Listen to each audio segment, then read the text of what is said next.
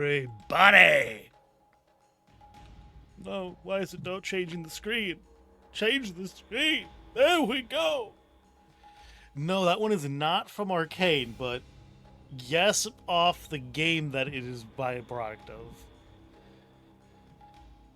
So yes, it is not from Arcane, but it is Arcane adjacent. We'll put it that way. But how are we doing?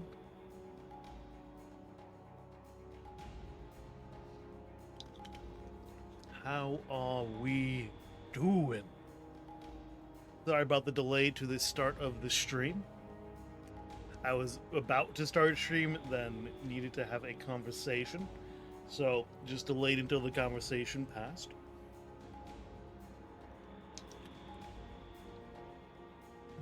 But we have things to do, don't we? It's from home. Yeah, it's from home.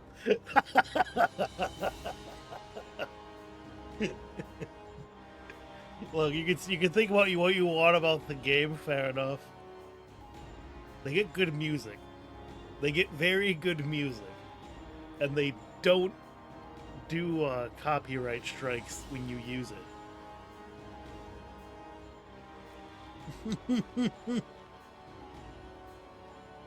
Doing great, eating some dinner, making some changes to my docs. How dare you make changes to your documents? How dare you? They're supposed to be set in stone. However, before I get too derailed as soon as we begin, I should probably get some promos for tonight. Our very first match of the evening is going to be Lilith Matsumoto versus Hannah Mortis for the Women's Capital Championship #1 contender match to see who will be going up against Talia Kaeva.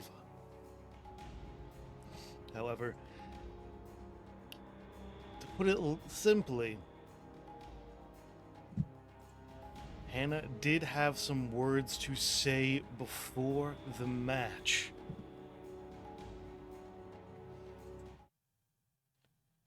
Six months.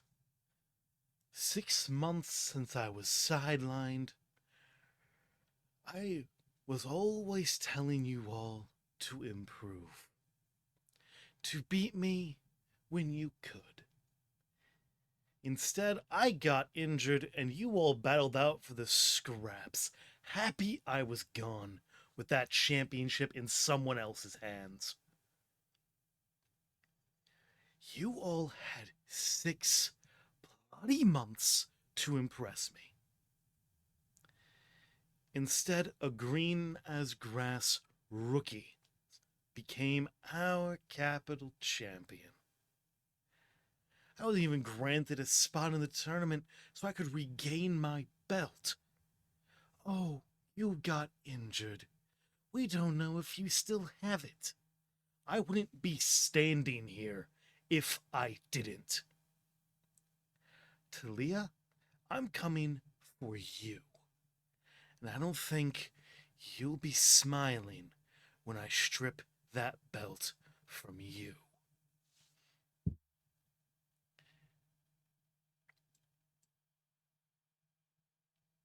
Talia is green, super green. Definitely a very green on the side of whether or not she is a rookie. However, there are also words from Jackson Prince, who will be making his TCWC debut later on in the evening. He's seen in a limo arriving at Circuit Studios. Can you feel that? The aura that's around me. The only aura that's bigger than the stadium I'm going to walk in. I've done my part in CRW. Now it's time to show the pukes here how a real star performs. The little pulls up and Jackson steps out. Oh, Timothy. No answer. Guess he's only counting on the fact I won't kick his ass and hand it to him in a bucket. I'm not going to back down or give up. I'm the narcissist, the golden standard of wrestling. And that's just a fact. Jackson walks up to the employees in the entrance to the arena. Oh, and two more things. So the guy filming right now, lose the shirt. It looks like shit. And two, get a breath mint because, damn. Guess what, Harold? The prince is home. Crowns up.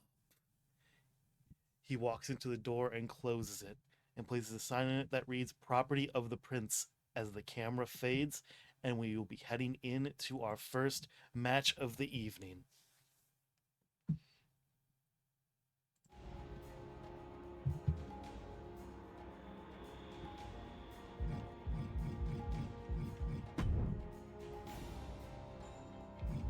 Narcissus is seeming a little bit distracted with himself.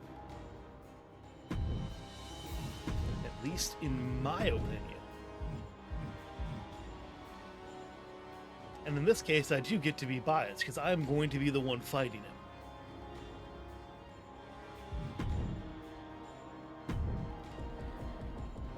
Give me just a moment to ensure things are in order for our first match, however.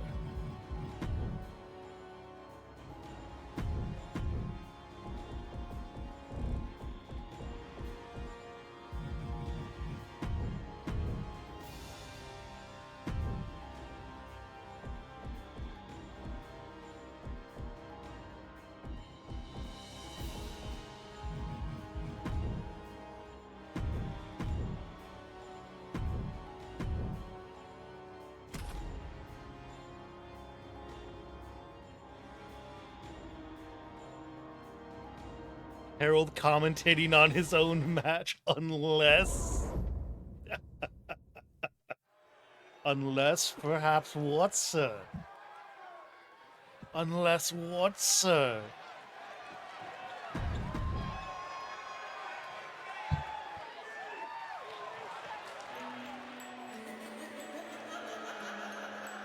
Natalie Elred's going to be refereeing this match, but first up, we have a former Capitals champion. The final testament from Kona, Hawaii, El Jefe Lilith Matsumoto. 1/3 of the Fallen Trio and officially united with Havoc under the final testament.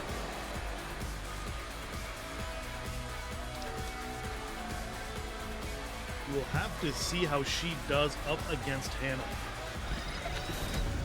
By the time that Lilith Matsumoto got her hands on that belt, it had been several months since this woman had dropped that belt.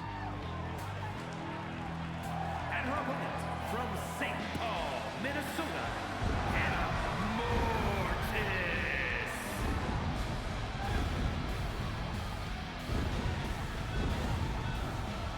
Hannah has seemed very, very frustrated by the vast majority of people since she was injured and began making her rounds of the circuit. Time and time again, she complained that people had cared initially and then just left her by the wayside for the next big thing. And Mortis is not one to forget. And when she's the one smiling, you are the one who's going to want to be concerned.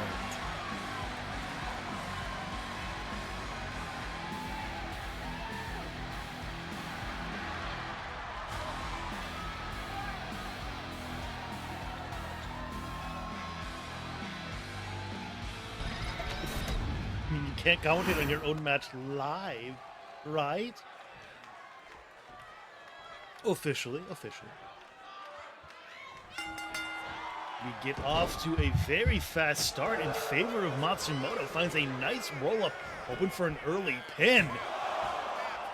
But Hannah actually going to a 1 count. I'm a little surprised very early on for that to be beginning, but Mortis very quickly finding a reversal.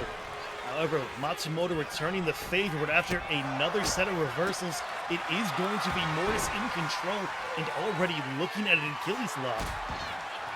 Oh, where did I go? I have returned.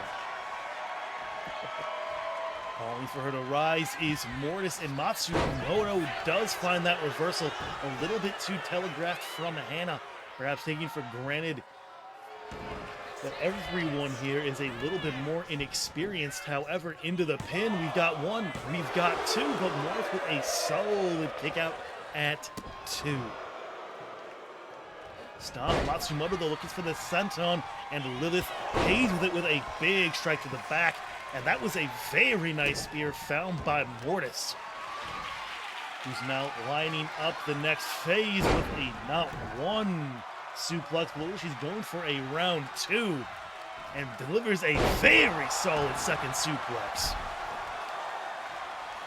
Now straight into things with the next set of stomps. Now, Matsumoto did not have many words to say before this match, simply trying to prepare for Hannah. But with how long Mortis has been out, I'm not sure how much prep work you can do. Two of them try and get control of this grapple. However, neither one of them able to securely get control, and Lilith does bring things to the corner. After that separation, though, it is Matsumoto on the offense, but an elbow to the face means that it is back in control of Hannah for a moment. But back and forth in this grapple, and it is actually Matsumoto taking control of things. Padlock applied, and Hannah trying to get some space here, but unable to get through. A lot of pressure now onto the neck that was injured by Jackie Garcia a few months ago. Off the ropes though, but denied that drop kick. But Matsumoto still a little bit too slow to react, and now with a bit of torque on the shoulder there, trying to get more pressure on for Mortis. Lilith fighting very well so far up against the veteran. Goes into the center of the ring now, looking for the pin. Elright on the pin. We've got 2, but nothing more so far. Hannah gets countered, but does not get rolled up this time. Instead, off the ropes goes Matsumoto, but a big clothesline for Matsumoto means that it is Lilith back in control, but only for a moment. Sky's protege is going to have a tough fight ahead of her if she is going to make it through Mortis. Has got her lined up right now, though, and finds a very nice cutter variation. Rolling Mortis towards the center. He's now looking for that pin. We have got a 1, we've got a 2, but Mortis is not giving up just yet. Very solid kick out at 2. Setting back up now is Hannah. And now got Lilith caught and in the center of the ring, planted down. Hey, Sushila, how do things go? Nice pair of axe handles on the part of Mortis. And now actually trying to find a bit of a brute force STF. But unable to really get things secured, and with a very big clothesline goes down. Then so up in the corner, try and get some room to breathe, and he does find a big counter on Lilith. Up to the top rope we were headed, but Matsumoto kicks her way out, and now lining her up for a nice driver.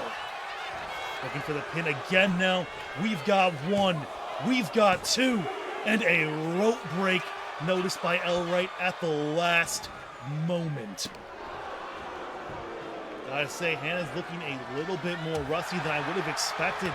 Not as many counters found so far from her. Perhaps Matsumoto was a different kind of opponent than she was expecting. And very quickly, though, we head straight back into that variation, and there is a fast rope break from Elright. Matsumoto's got her caught, but a big elbow means that it is her back in control.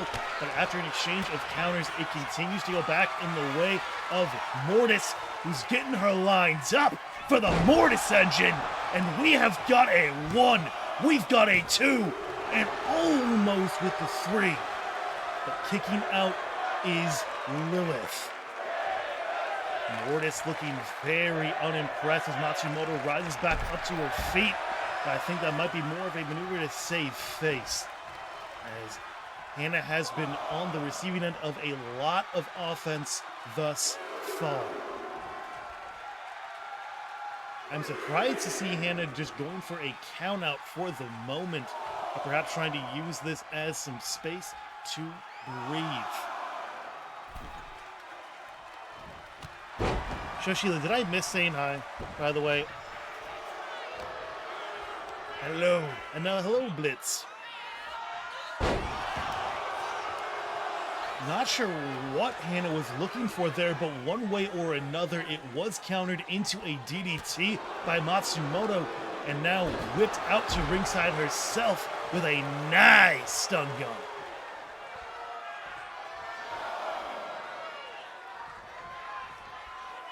Matsumoto now's turn to try and get some space to breathe, trying to get the crowd amped up behind it, but just taking a little bit more time. Into the ring we go. Matsumoto got Hannah off the ropes and finds a nice thrust kick. However, Hannah maneuvers her way out of the ring. Matsumoto heads up to the top rope, but does get back on the offense after things come back inside. But there was a counter out of Hannah, who's now looking for a roll-up, but there is a rope break very swiftly. And now Hannah yet again looking for this STF. I'm a little confused. However, quickly out of the cold is Lilith. Finds a spine buster and might look for a pin. However, no. Up to its upper end of her body. And now lining her up for a big knee. And this could be it. We've got 1. We've got 2. But Mortis continues to survive. Jimmy has been intimidated away by Wolfric for the time being. Off the ropes, but this time it is Hannah finding the counter and very quickly getting back onto the offense with repeated fists to the head of Lilith. An extremely good back and forth in this match thus far. However, Hannah's headed up to the top rope.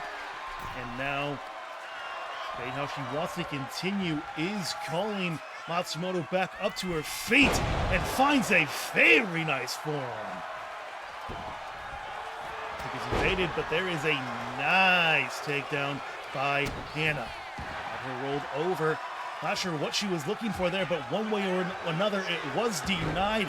It's rolled up for a big super kick. And now stomped to the arm. Matsumoto herself now getting countered by Hannah, and with a step-up forearm, it might be going the way of Mortis. A lot of momentum early in the match did go in Lilith's favor, but slowly but surely it feels like Hannah's taking control, but that might be the maneuver that Lilith needs to put this match away. He's calling Hannah back up to her feet, and this could be the end. Her own big forearm from the top rope, looking for the pin. We have got 1, we've got 2, and this time it is enough. Hannah Mortis will not be going for Talia. It will be Lilith.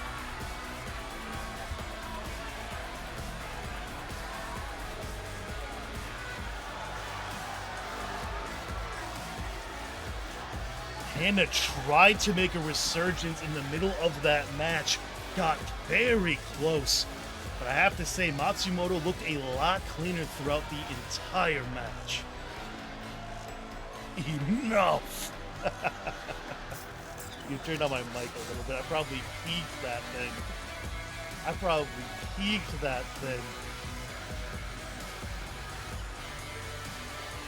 This is not the return Hannah Mortis was hoping for. Forced to find rope breaks, and in the end, Matsumoto just finding the counters when she needed them, staying on the offense.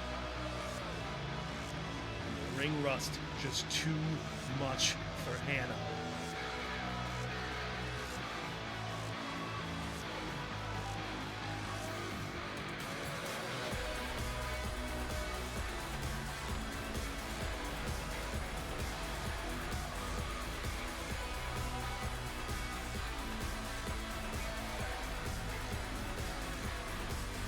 Hannah did very well, but in the end, after railing against everyone who fought for her position, she ended up losing to someone who was a Capitals champion after she went out injured. Seems like she has no right to complain that she was not in that tournament when she is losing immediately to people who took her place in her absence.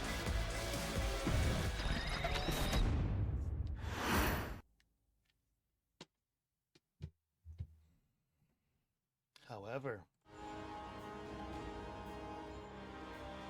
a very good back and forth match that did end up going the way of Matsumoto.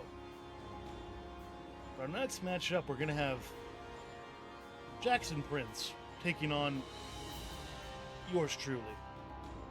And I have to say, he's got a lot of nerve coming in here and immediately talking the way he does. Now, before I leave commentary before this match, Jackson, I have a few things to say. Mr. Prince, instead of focusing on the hygiene and appearances of my staff, you should be focusing on me. A place where arguments can be made. I'm a big man. The vest is an odd choice. However, Mr. Prince, I don't think you have what it takes to get through me. You've been studying old material from other promotions. You don't know the meta here. Before you tell us all to improve, learn the game, or you're just going to be another short-lived choker. And with that, we will be heading into the next match. Wait, dang, I showed up just in time to have the results spoiled for me. I was going to come in and say something pointless anyway. Well, anyway, you still said something inane and pointless.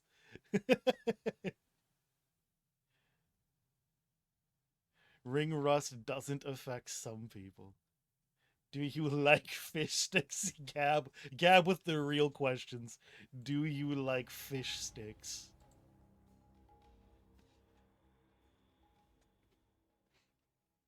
To be fair, Blitz, there's not really a whole lot of time to respond to that promo as the match is about to begin.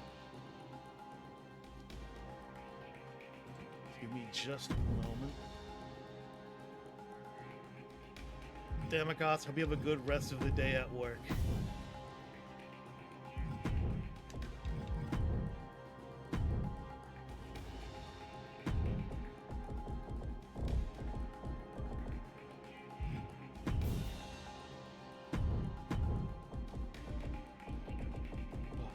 It's been a while since I've been in the ring.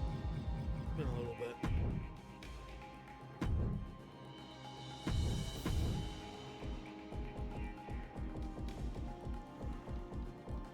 I'm curious to see how you will do, Mr. Prince. That is not the man I want to select as referee.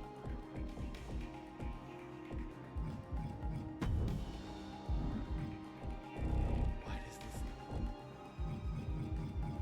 Sorry, this selects people in the most obnoxious way I've ever seen in my life.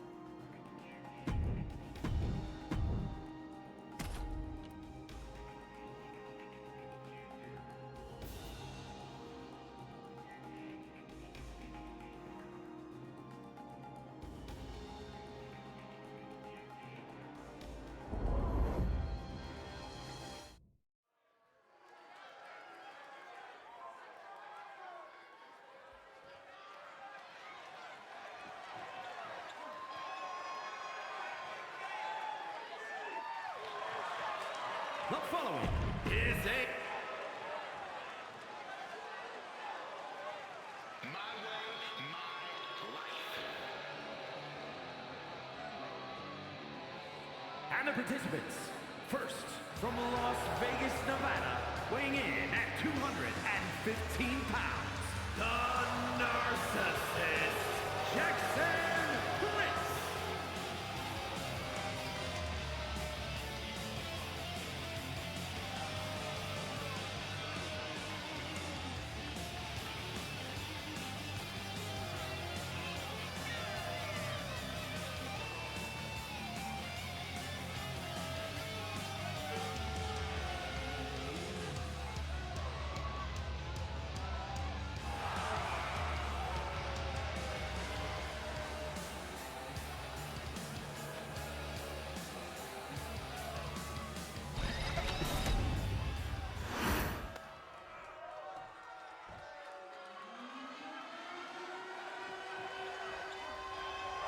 And his opponent from St. Paul, Minnesota, weighing in at 274 pounds, Timothy Harold!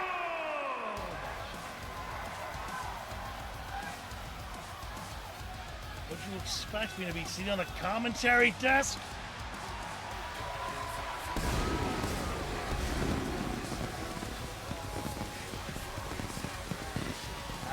No.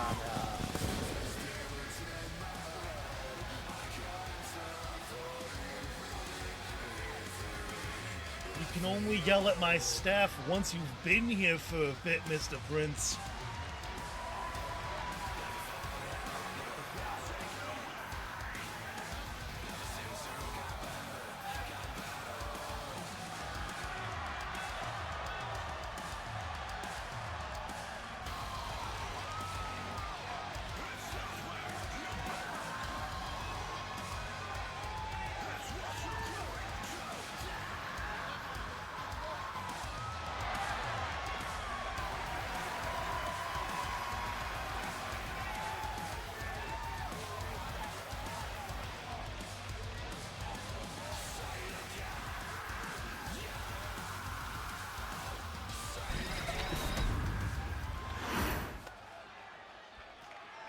Xavier, do ref this match fairly.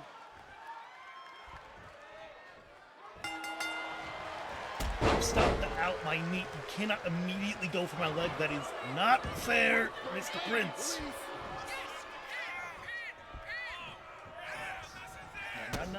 No. I told you you learned the wrong game. Out. Stop doing that. No. Bad, Prince. Bad. Don't do it. Told you not to do it. I don't know why you committed. You should just let go. You should have just let go. Now look where you are. Look where you are right now, Mr. Prince. Jack. You're gonna have to fight harder than that to get out of this. You're gonna have to fight a lot harder than this to get out of it. See, just stay down, man. Dang it! No. No. I told you no.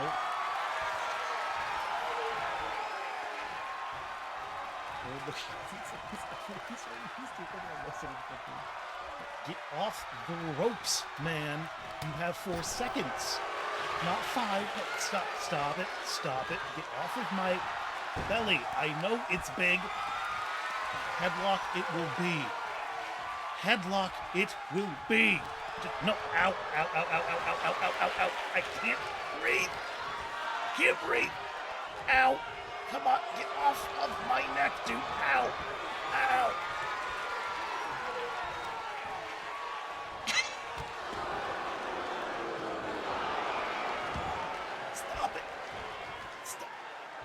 Stop it.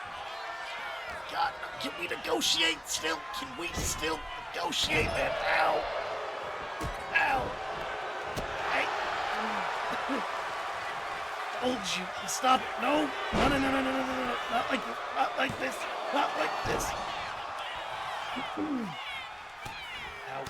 Ow.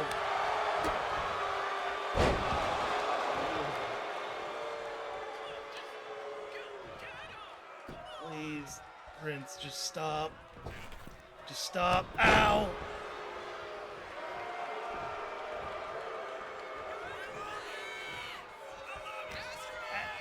No, no, no, no, no, no, no. I don't. No, no, no, no, no, no, no, no. Ah! I don't like this. Ow! I told you I don't like this. I told you. You should have listened.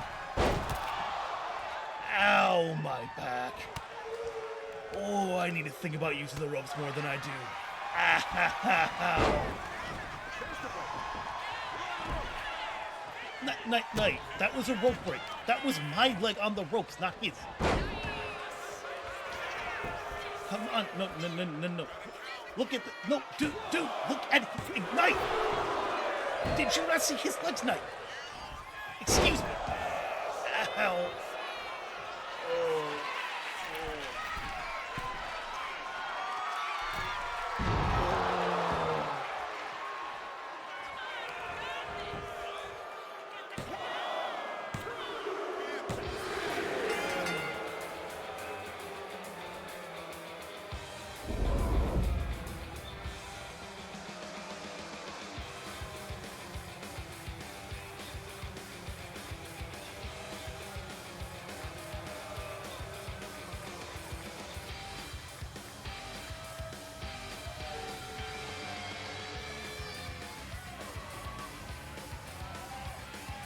Here is your winner, the Narcissist, Jackson Prince.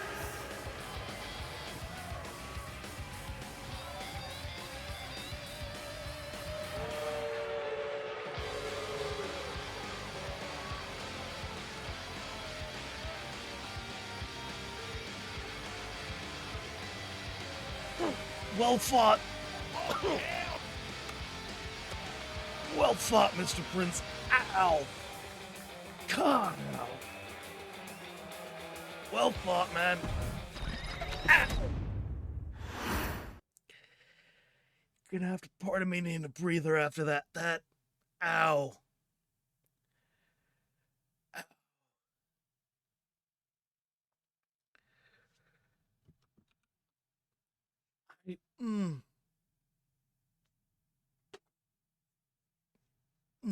No handshake, Blitz, Mr. Prince. You gotta respect my staff. You gotta respect my staff, and then we can talk about a handshake. Until then, no.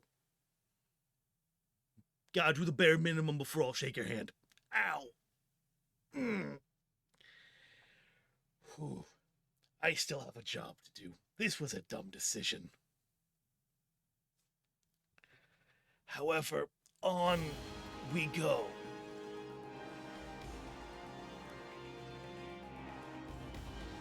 Hopefully that wasn't too gimmicky. I wish that the sound bits were not still broken. But the Herald, myself, going down to Jackson Prince.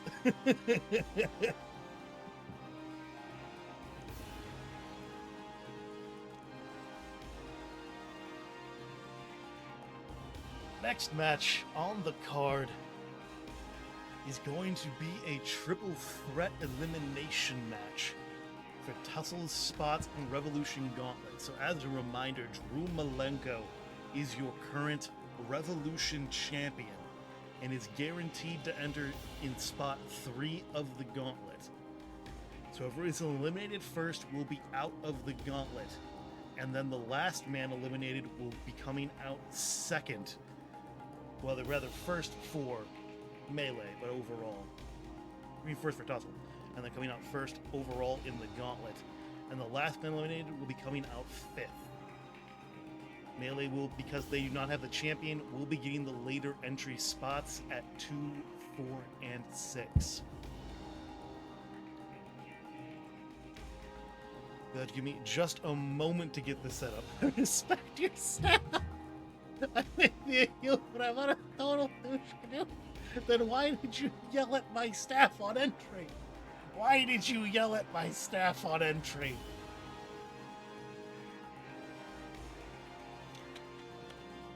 You told them one of them needed a breath mint, and one of them dressed bad. That is not respecting my staff.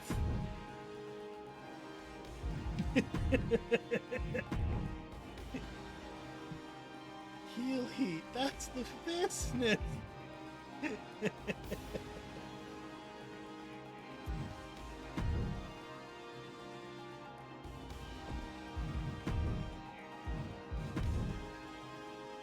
You have to realize, Mr. Prince, I am always in character. And that is not the character you made a contract with.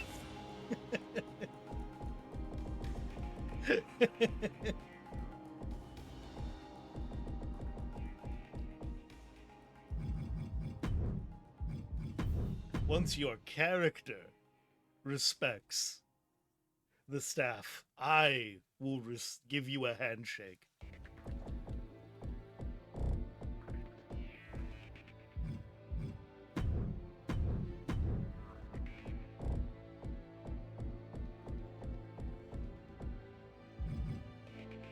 By the way, I hope you guys don't mind the like slightly increased time it takes to get matches started with the special guest referees. I just love that they are available to me at all times.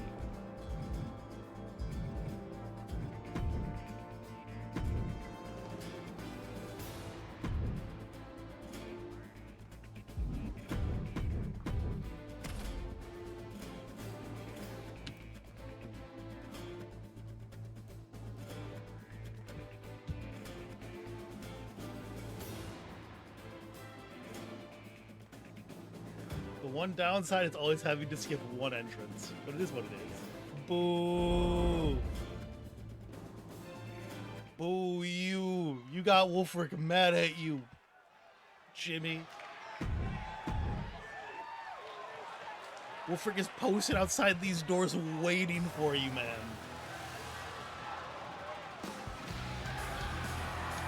And the participants.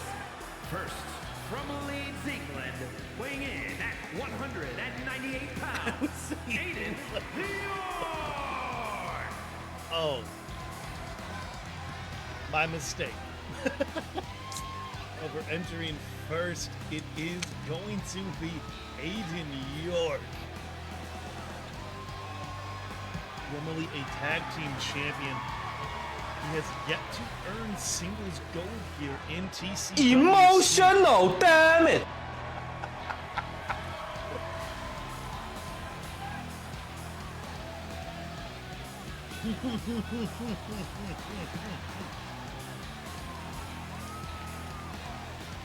Very good, Mr. Prince. I will shake your hand. A Scooby-Doo. Ooh. I can't do like Frank screams And his without opponents. it being First, very. from Forest Lake, Minnesota, weighing in at 205 pounds, Jackson Rosacas! Now, I do have to be the first to admit that this man is barely qualifying in the cruiserweight division. Oh, hell no! There is indeed another Jackson here, Mr. Prince, and it is the Finnish American Rosacas. Call up from the Challenger Series last year. Well, he's yet to get himself any solid momentum in the singles division. He did almost get a spot in Blood in the Snow's Elimination Chamber that was stolen by Bram Winters from both him and El Tigre. Honestly saying, yeah, I'm also happy that you recommended it to me to begin with. And from Baltimore, Maryland, weighing in at 198 pounds, Santa Rose!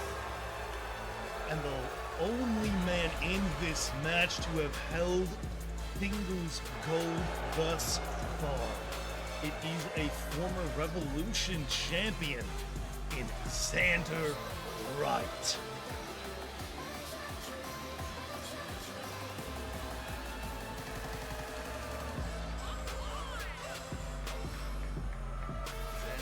fairly big name from the East Coast. And looking to forge a name for himself now in the Midwest. I'm curious to see if some of his previous little sparks of no one else is good enough are going to show themselves and he'll come in overconfident.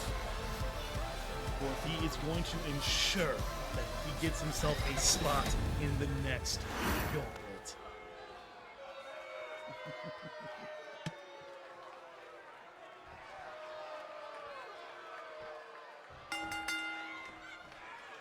Sarah Tanner out to referee this match. However, Wright quickly finds himself on the back end of things up against Aiden. Wait a second. Wait a second. There is a specific situation I have forgotten to do. Professional streamer over here. I love that. The biggest downside of doing the special guest referee thing is I have to constantly make sure I'm doing the matches the way I intend to. Because I can't just set them to what I'm trying to do. Match rules. Elimination now on. Give me just a moment. Apologies, everyone. We will skip through entrances. So unfortunately, Gab, you cannot do custom match types with special guest referee. You can edit them once you are in them to make them how you want, but you cannot make custom matches and then assign a special guest referee, at least on custom arenas. I did it once on a random arena with a custom match. It was one of the ones in the game to base, and I was able to then set a special guest referee for that off of just the selection screen. But I can't make ones that are set up on custom arenas. I can't then later on add in a special guest referee for whatever reason. Sorry about that.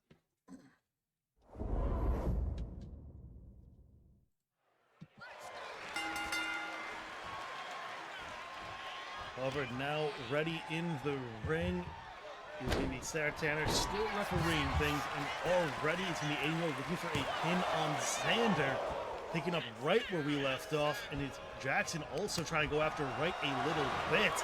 Xander, though, grabbing Rusegas for a quick roll-up. We've got one, but it's only going to be that one count.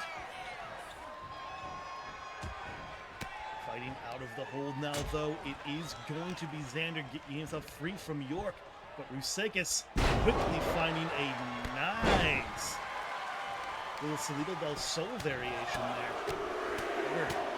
Repeated punches now onto York from Rusegas, and it is just Xander and Jackson. Cutter delivered. But not enough to get a pinfall just yet. York with a nice kick to the leg going after Rusegas, and Jackson is propped up in the corner. However, big boot. However, waiting for him very quickly, it is Xander looking for a roll-up, but can only find a one count on him. Is it bad that I'm just now realizing that Gargano just does cutters because that's who Rusegas has his base kit based off of? I'll need to go back and edit that one because I don't know, didn't realize Gargano just did cutters occasionally. Nice leg sweep by Aiden on to Rusegas, and now off the rope, finding a nice little thrust kick and looking for the pin. We've got one. We've got two, but a solid kick out at two by Jackson. Xander with a chair going to town on everybody in the ring, but Rusegas seemed to become a target of choice. However, very big reversal. Aiden happy to just taunt everyone from the ringside. However, there is a nice kick, and now lined up for a nice little scoop slam. However, right now, spoiled for choice. He was the last one standing. Takes out both men with that DDT. And now calling for what I believe it's going to be Aiden to get back up to his feet. Both of them rise, however. And a clothesline takes down Aiden. Looking for the pin. Xander cannot quite find it. And now Jackson waiting in the ring. Over. Now Wright playing loose with the rules, but getting even less of a count than he did before. Big elbow to the head of Wright, though, and after this exchange, it goes back in the way of York, who finds that very nice neck breaker. And we have got one, we've got two, but there is not going to be a three on anyone just yet. And now we've got a nice Cyclone bomb, but not looking for the pin off the back end of it. And now Rusakis trying to get a hold of the situation. However, caught with a big dropkick. York finally rising up to his feet just to get a big kick to the head. However, now it is Xander on the back end, and no counter is found. Left for the Wolves is Wright. But he is not yet eliminated. That stomp was not enough to put Xander down. Off the ropes, finds a knife. No, the kick was countered, but now going back down is Wright. I'm not sure how much he has left in him. That chair shot might have been enough, and this might be the end of Wright, but no. Very solid kick out. Off the back end, who's eating a suplex from Aiden. York has a target in mind, and I think it is brave to get between him and his prey. And now on the back end of a lot of offense is Rusakis, now being left in the ring as Aiden has lost a weapon. The kendo stick is the weapon of choice. It perhaps took too long to make that decision. However, slamming him down with a power slam onto the chairs. It is Xander now fighting back up to his feet, up against York. And now Wright got him right where he wants him, flings him outside the ring. And now Xander from across the way has eyed up his target. There is blood on his face. And there is a nice shoulder tackle into the ringside barriers. Rusakis trying to hype up the crowd behind him, but instead eats a big combination from Wright. Aiden rolled into the ring, and now it is Xander trying to decide who he wants to go for. In sheer damage, Xander has taken the worst of things. However, submission attempt outside the ring quickly leads to Jackson's breakout. Well out of the way by Wright, and now big kick. Got him lined up, and another Cyclone bomb. Jumping back into the ring and finds a nice evasion for a moment, but now off the ropes he goes, and a nice crossbody found by York. Aiden mounted him for a nice set of punches, and Rusakis now tired of being left out of the exchanges. Did not sign up to have this match be a 1v1 before he was eliminated.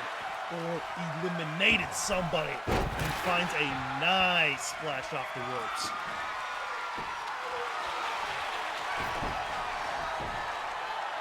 Rusakis now eating a kendo stick shot, and Xander thinks he's got enough to put Rusakis away. I think it's a little ambitious, but it gets close. That kendo stick must have landed closer to the throat. Does Xander think he could get a 3 on that? However, off the top, 450 elbow, and I think this has to be the end of Rusakis. There's 2, but no. Jackson fights his way out, and now fighting out of a hold from Aiden is Xander. Rusakis finding some much-needed air on the outside of the ring, and this is back to a 1v1 between Wright and York.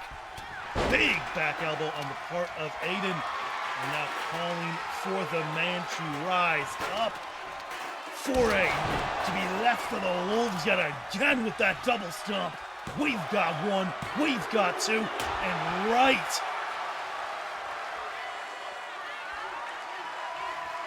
Mate, what are you made of?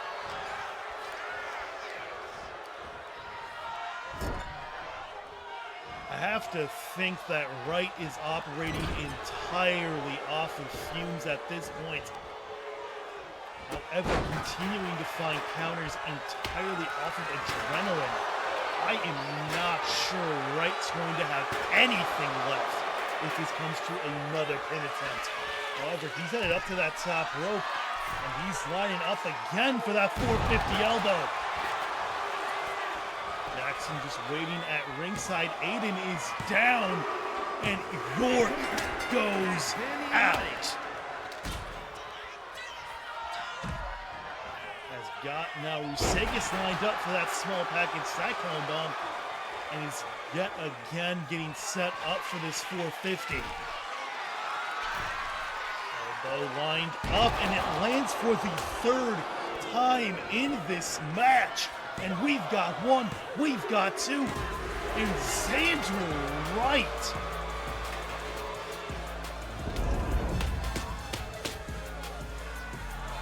Did he get woken up by that last stomp?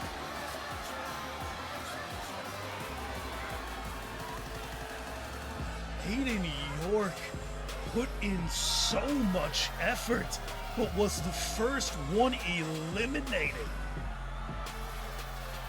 And it is then going to be Jackson going in at number 1 for Tussle into that gauntlet.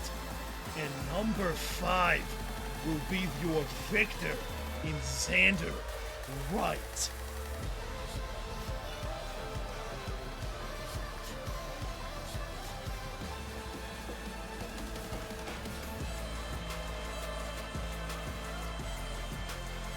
Stage of in-ring stuff though. It's sensitive because I grew up there and made my career. That was such a good match. I am just shocked at how that went. Xander Wright just coming out with a vengeance. Rusakis just trying to make an impact on the match and coming in at the wrong time. In a bloodied and bruised Xander. He's going to be your victor.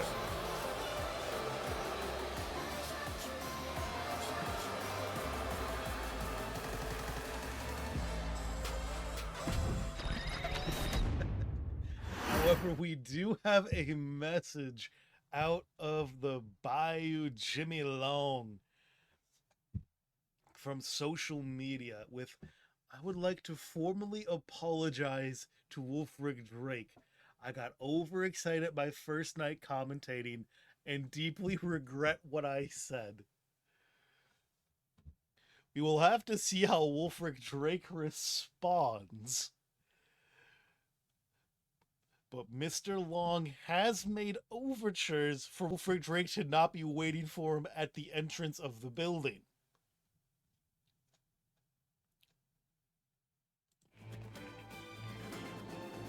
I think that that Triple Threat was a very big contender for match of the night. That was a very, very good match.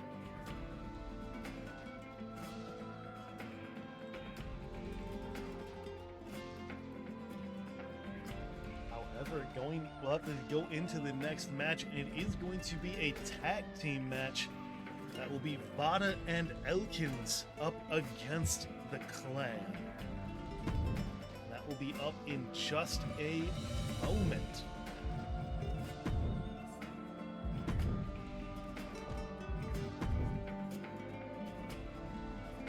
By the way, Gabe, if you want Larry Gordon to replace Jimmy Long. If you would want the thing that I find most annoying about how they changed this, it's the fact that the arena is no longer pre-selected. Having to go back and select my arena again every single time is very, very annoying.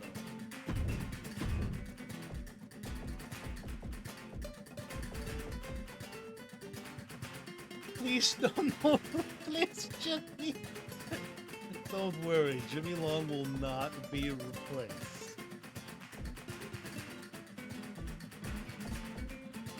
That arena selection change is just so pointlessly infuriating.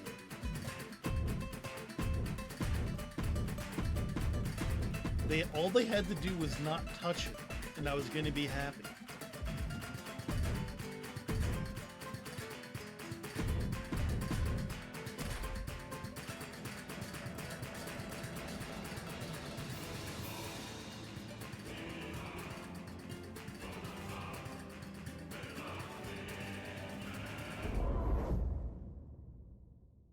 And by the way, I do want to give a shout out. Oh.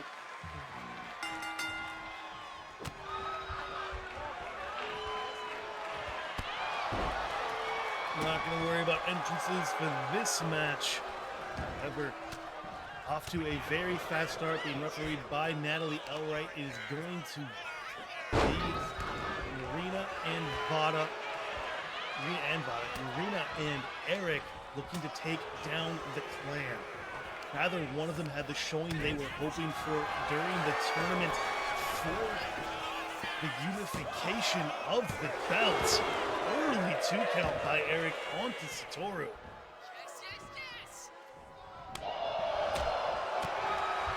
Marina and Elkins found an early loss to Billy Club, who went on to win that tournament, and the Clan went down to Final Testaments, Rena and Sky Flores.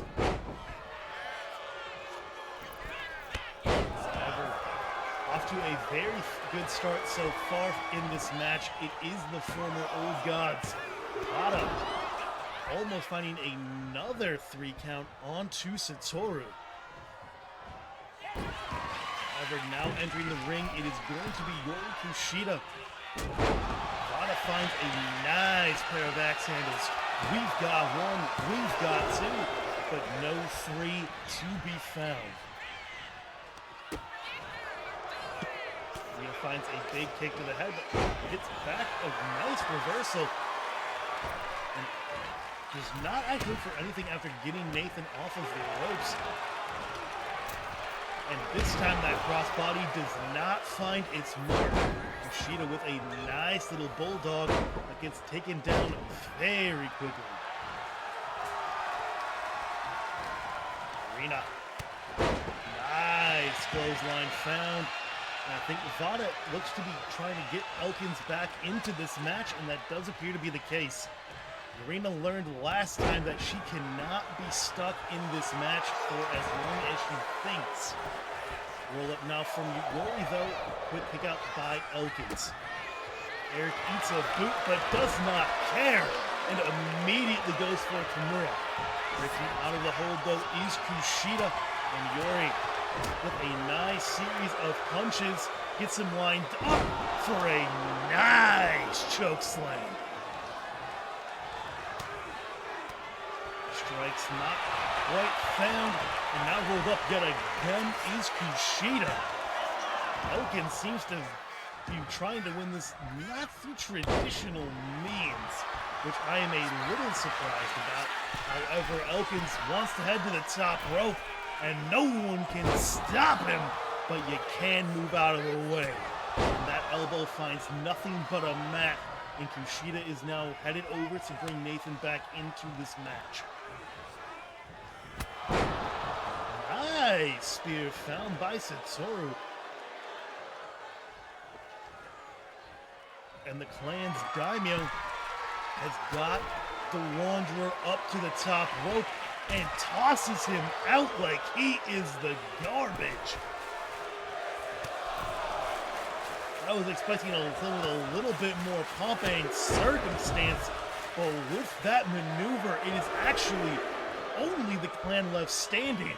However, Elkins pops back in and finds a big boot.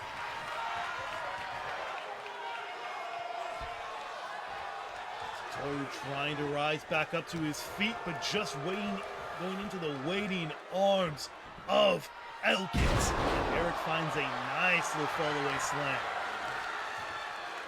Satoru being dragged towards the center of the ring. Not sure what Eric wants right now, but whatever it was, it is not to be secure. And Satoru is not trying to bring Yori back in. He wants to leave a calling card on the way out. And might want to find the pin with it. And gets dangerously close with that 2.5.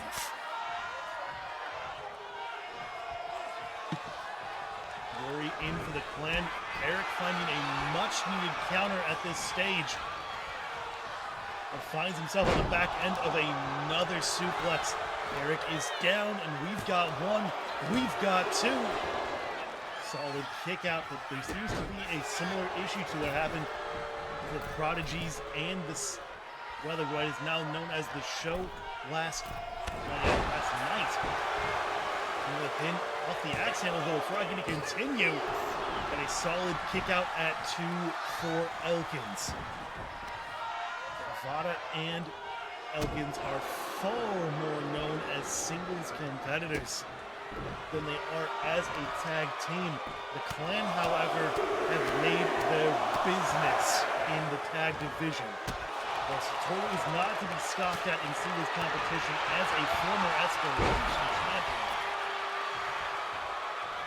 it is hard to look at the man and say that he has not had success in tag, or that is not his primary lowest operandi since he has been here.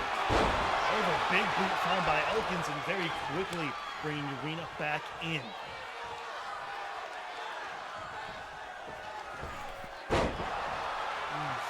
Misjudges her distance on that splash, but gets back onto the offense with a nice DDT.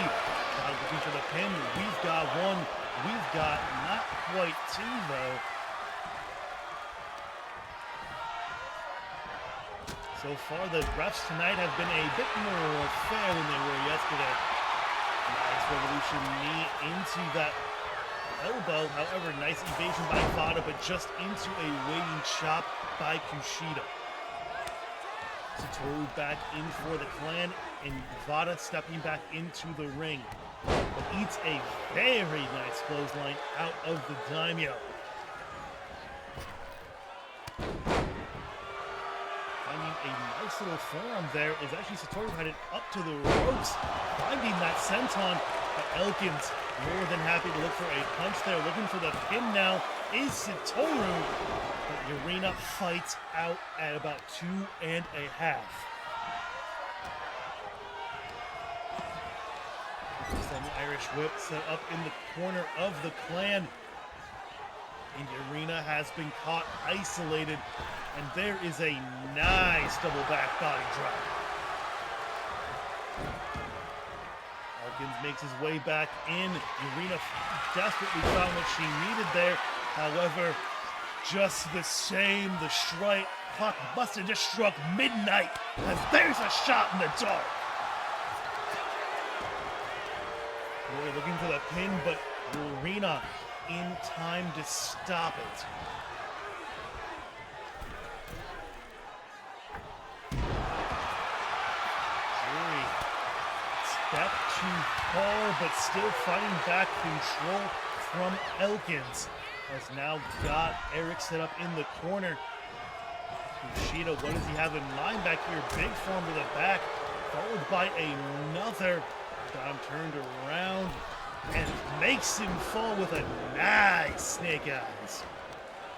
However, Elkins relatively unfazed, continuing to deliver offense of his own. He's got the man dragged up, and I think he's being asked if he wants to fly. But one way or another, he has been turned into a broken eagle.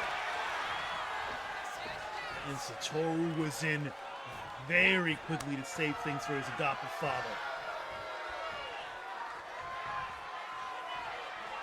Not debating how she wants to continue. It took a little bit too long to decide.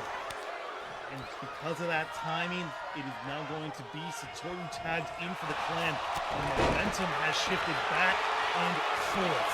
However, off that form, looking for the pin, Satoru out at about 1.5.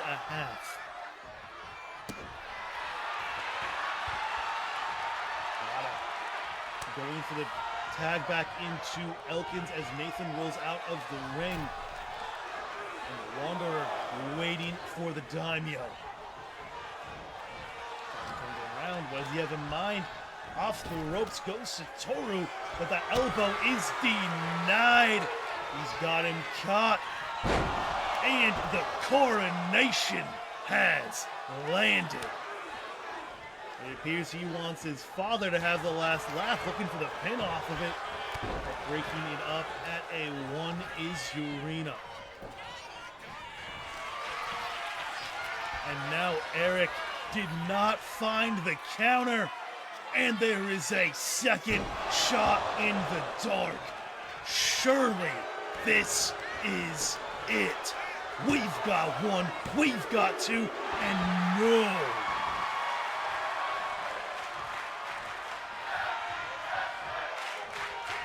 Elkins powers out of another stomp to the back of the neck. And Satoru's got to be a little bit out of ideas. However, Elkins has fought his way back up to his feet. He has got the man caught, and Satoru's caught with a roll-up.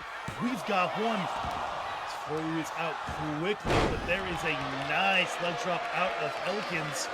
Looking to make a comeback now is Eric. Elbow drop to the small of the back, and now repeated strikes to the side of the Daimyo's head. Satoru is down, and he needs to find a counter in the near future, or things are going to get irreparably away from him. And speaking as if it was a prophecy, solid and quick kick out and counter for Satoru, and on the back end, finds a pin on an exhausted Eric Elkins. The tag division has not been friendly to Urena and Eric, and the Clan move forward.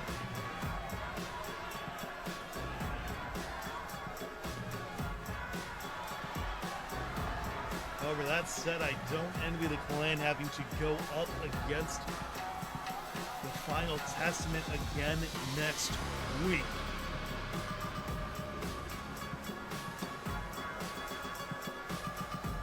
But at the end of the day, this just came down to better teamwork on the part of the Clan.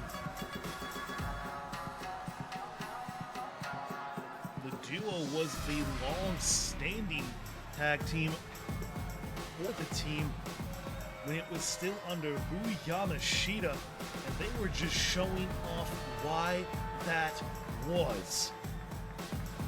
I think also trying to show that them losing the chance to create the Tussle combined tag team belts was a fluke.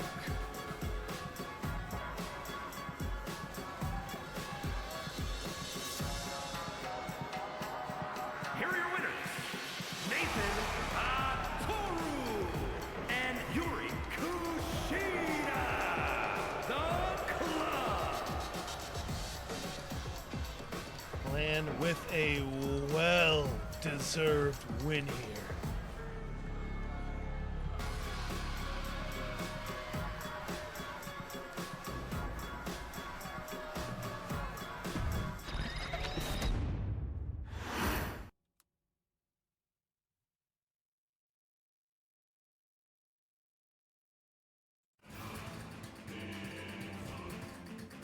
With that, we are going to be headed now over to the Vanquisher division, where it is going to be, I believe, the second match of Arthur Graham here on broadcast, up against the long-standing veteran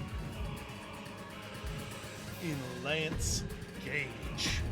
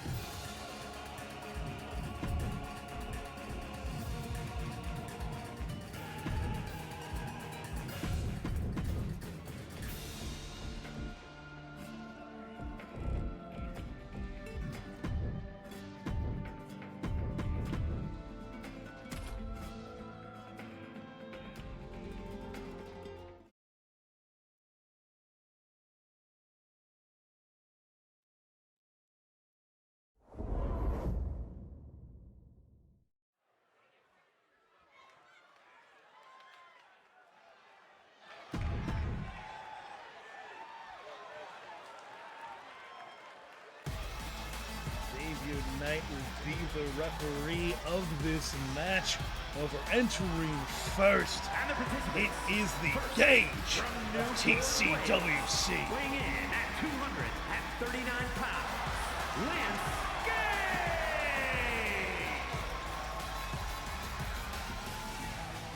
Lance is a former two-time Skyline champion. But momentum has not been on his side for some time. Struggled to find his footing when he tried to compete in the Ascendant division. Struggled throughout the second half of the season last year. But now has a big opportunity to start his time off here in Tussle with a very good start if he can pick up a win on Graham.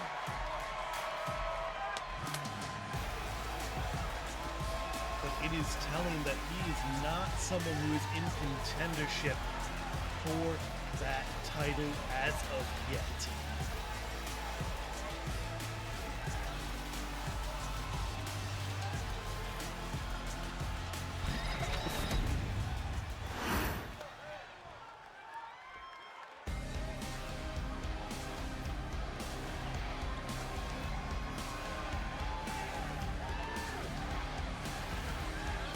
And his opponent from Phoenix, Arizona, weighing in at 228 pounds, the superstar Arthur Graham! Someone who has a legacy behind him. It is a descendant of Billy Graham himself in the form of Arthur. Someone who is well established over in ACW under Gab Beauchamp.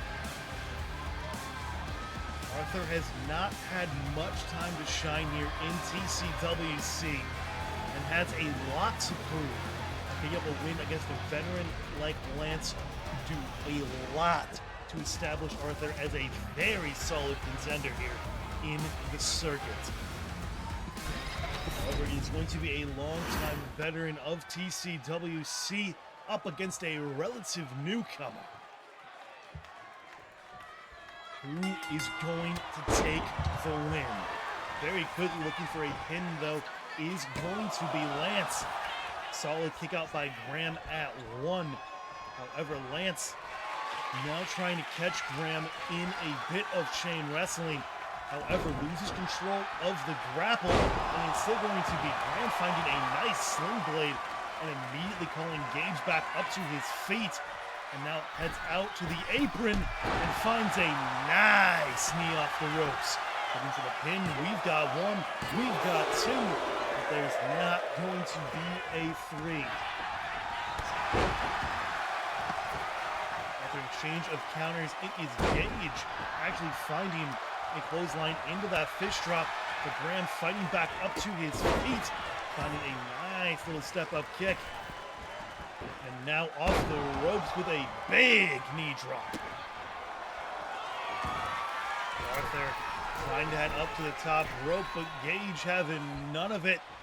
Steps back in just out of range of Graham.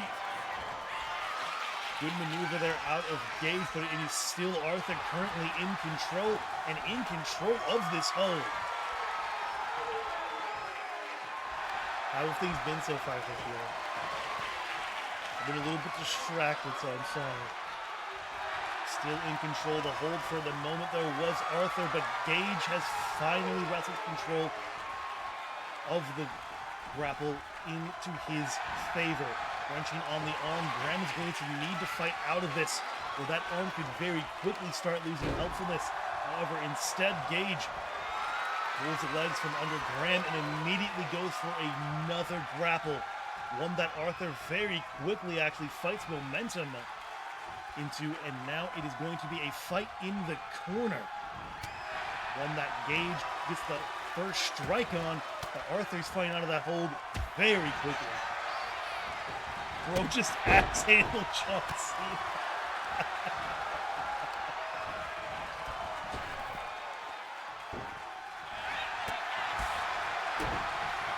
What other move does Cena need? Just use the axe handles. However, again, Graham in control for the moment, and the Gage set up for a nice neck breaker out of Graham. That is one, that is two, but no three just yet. What move is that? I've never seen that move in my life. I like that move.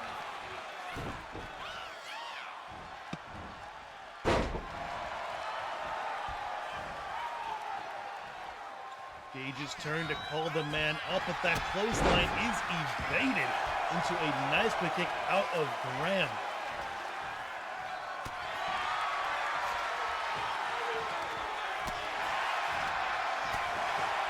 It was a nice strike across the chest, and now it's going to be a back and forth. One that Graham, I think, is going to be a little bit worse equipped to win just off of the size of these two. However, Gage has proven to have slowed down a bit with his age, and indeed a very big super kick. And now he's dragged back up to his feet for a nice revolution knee. Gage desperately rolling into the corner to try and save himself. Fights his way back up to his feet, but does not find that drop kick. I had to stand up and clap for this move. I did one clap for a second. Thank you, Chris. Another big knee, hoping to put Gage away with it. We've got two. But solidly kick out by Gage at about 2.5 by Knight's count. However, lined up for a nice Impaler DDT. And now dragging Gage into the center of the ring. Gage might be out of things. He's dragged up and set up for a nice air raid neck breaker. We have got one. We've got two. But Gage still fights out.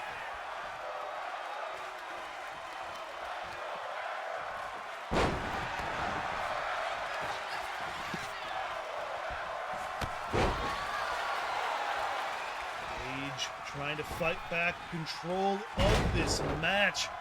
Finds a nice pair of body drops into a nice spine buster. Looking for the pin. We've got one. We've got two. But there is not going to be a three. Thank you for getting the moves posted, Braden. And set up. And big little lung blower from the part of Lance. And now he's got the man lined up. Big spear from Gage. Looking for the pin. We've got one. We've got two. And there is three.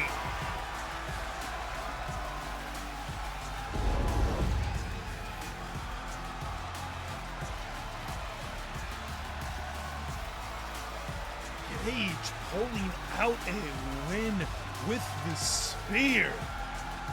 It has been a long time since that ended things for Lance. I am surprised at the suddenness of the end of this match. That was a lot of offense put forward by Graham, and Lance survived it.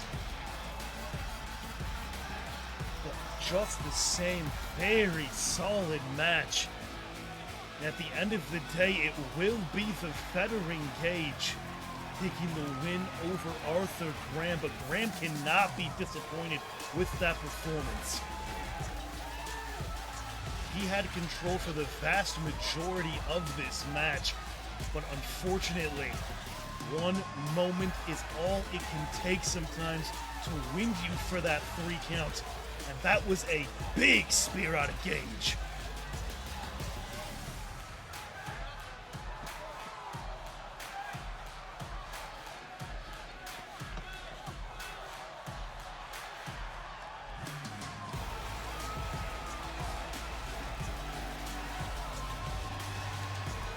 I do wish that they would just combine someone like that specific replay where it does the pin separately from the move. I'm going to need to get the moves back to being studied by you.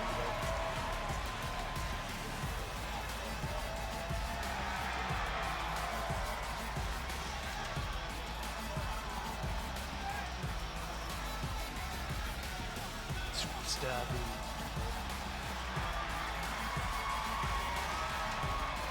Engage has to be happy with how this match ended for him.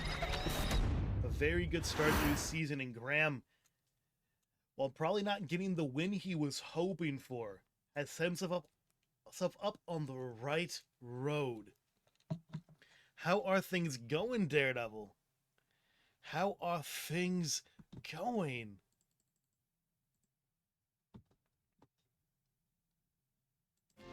It has been a bet.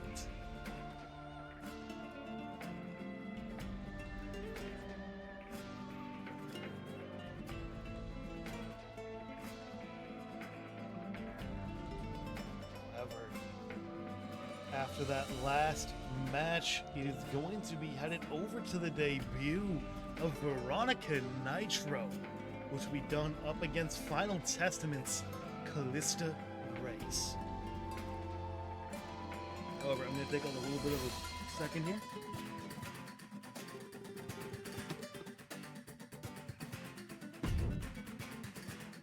Unsurprisingly, going auctioneer mode is not good on the voice. What's going on in classes, Daredevil? There's a lot of work going on, or just there's something else going on?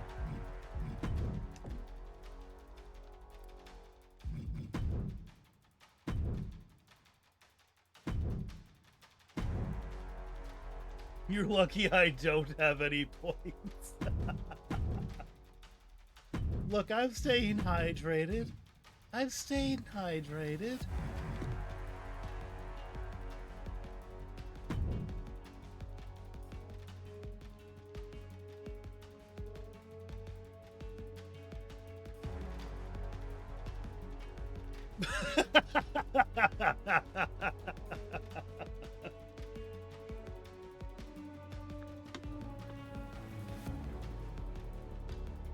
Thank you for catching that lad for me, Gab. I saw that and was like, do I have to grab my, my mouse, or is this gonna go away?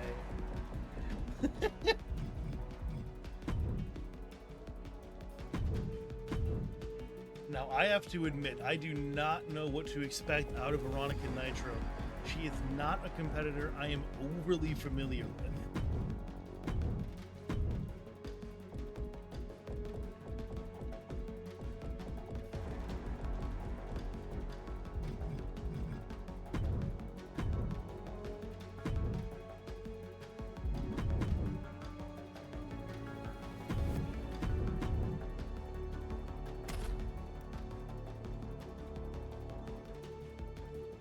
Since I have big exams coming, oh, okay, that checks out. I'm forgetting that you guys are near the end of your school year. School for me was always like May 31st, although like, there's like a month left, but it sounds like a lot of you guys are ending soon. Ooh. The following contest. I'm sorry, Sarah. We don't need to watch your entrance, Sarah. I'm sorry.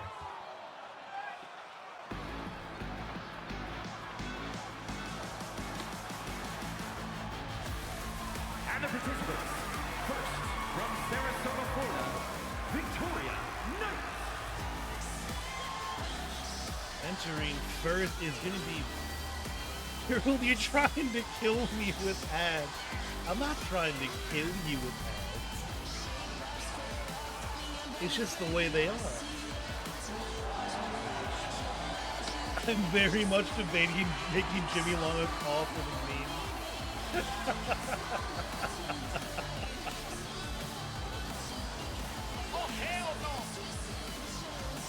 That would be hysterical, old school. That would be hysterical. What do you, oh hell no one dared up? What do you, oh hell no one?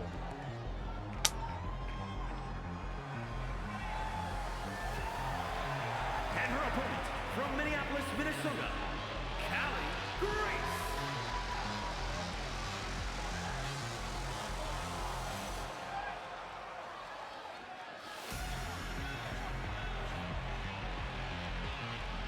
Not a problem, Daredevil. I hope you have a good sleep and good luck with exams when they come.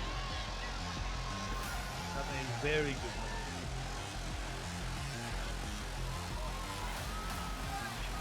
We're entering the ring now. It is going to be a former three-time tag team champion. And looking to make himself established as a solid part of the final testament here in TCWC. It is going to be Callista Grace.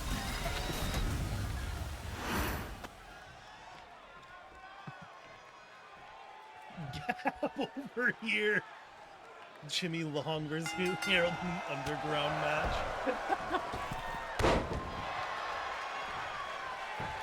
That makes sense, Daryl. But have a wonderful night.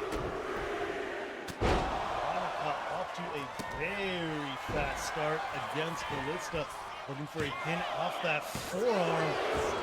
Almost finds an early 3 count on Callie.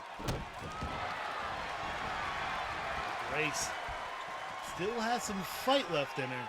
Callista, hello? Why are you doing his job? Why are you doing his job? Roll up now out of Callie, but quickly reversed on it by Nitro. Round and around this hold has gone though, and finally it gets broken up officially by Nitro. However, round and around we go, and down Veronica goes. So that eats a big elbow to the back of the head, and Nitro back in control.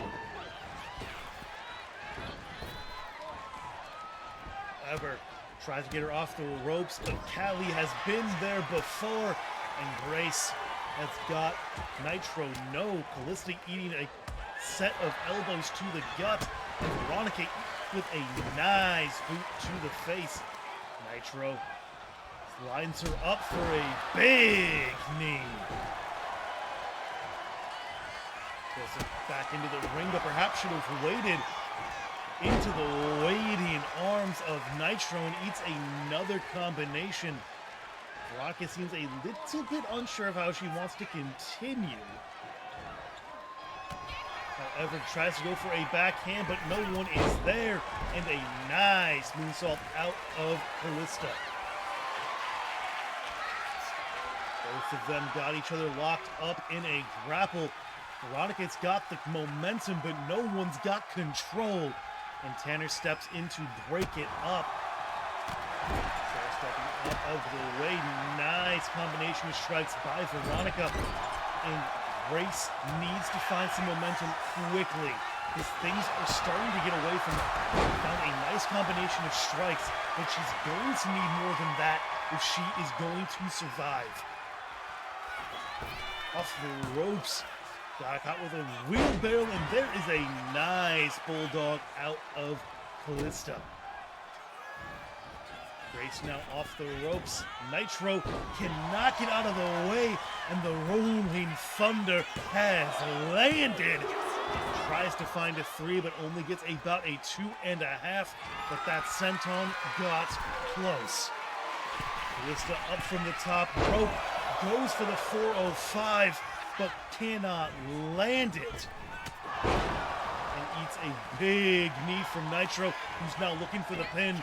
We have got a 1, we've got a 2, but a forceful kick out at 2 on the part of Callie. Veronica caught, and there's a nice little leg sweep on the part of Callie. Veronica wisely rolling out of the ring, trying to get some air, but not letting up is Grace. Quickly following her with a crossbody over the top rope, and now set up on the apron. Setting up to that top rope. We're up to a 2 of 15. And Callie is calling for her to rise, but cannot land it. Neither one of them quite finding what they were hoping for when they went back out inside of the ring, but it is Veronica finding a nice knee to the head of Grace, and Nitro re-enters the ring. Count reset by Nitro, unless I am mistaken, and going straight for the legs of the favored high flyer.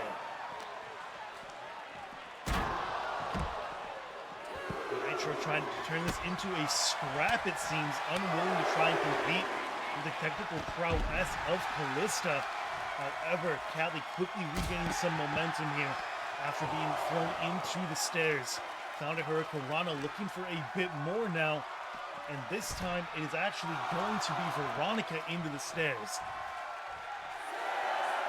Callista content to wait inside the ring now, it seems.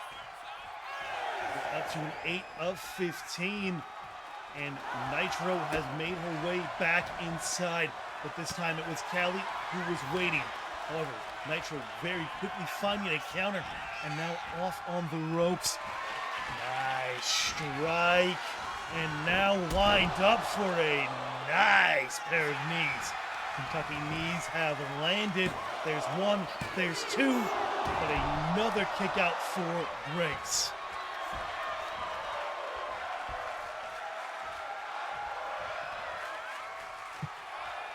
Nitro off the ropes, out of range for that thrust kick though. Tries to give him the Irish whip, but it is reversed.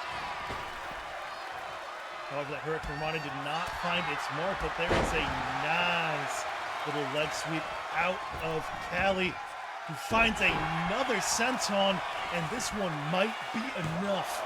There's two. Veronica, impressive resiliency out of the young one. Didn't give him much chance to breathe, though. Talking trash, and there's a deal breaker. We have got a 1. We've got 2, and no.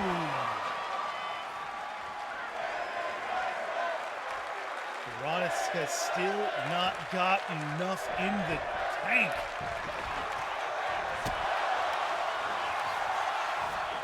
Nice reversal, and there is a big knee to Grace. Callie trying to get some air, but there's another big knee out of Nitro. And now repeated stomps to the back of Callie. Head bouncing off from the ringside mat. And now being slammed into the apron. Veronica not letting up. This has really devolved into a brawl that I think would favor the younger Nitro quite substantially. Nice knee drop up from that top rope. And now calling for Callie to rise back up and finding another big knee stroke. Got her lined up, and there is an H-bomb. This has to be the closing part of this match, but no. Callie back up on her feet. Finds a leg sweep and finds a nice little corkscrew moonsault, but not sure what she's looking for at this point. I do not know how Callista is continuing to roll, but she is now hoping that Veronica has worn herself out, and she has. A lot of offense out ringside, but not enough energy maintained to keep a kick out rolling.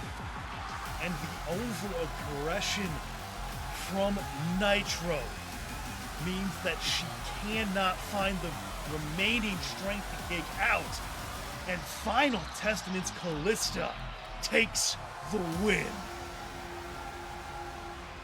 Veronica found a lot of kickouts though where she potentially should not have. Surviving time and time again. There is a lot of toughness in this youth. I am excited to see what Nitro can offer TCWC in the long term. As you can see, this was not a one-sided bout. A lot of control exchanged back and forth. But in the end, it was Callie Grace coming out with the win.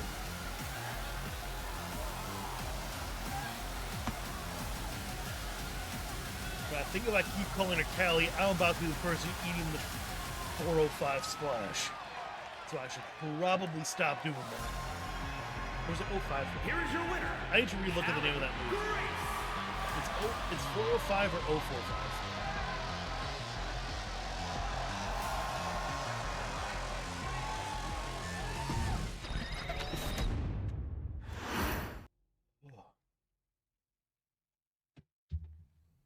I don't know why my energy level is so much lower than it was yesterday. But it really is. But luckily for me, we are into the last 4 matches of the card.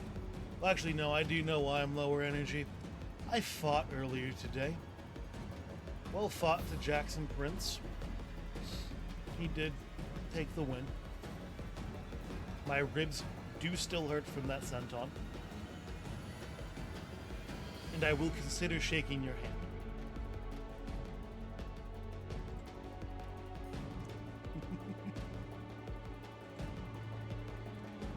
However, a matchup that I'm not surprised had few words exchanged is coming up next.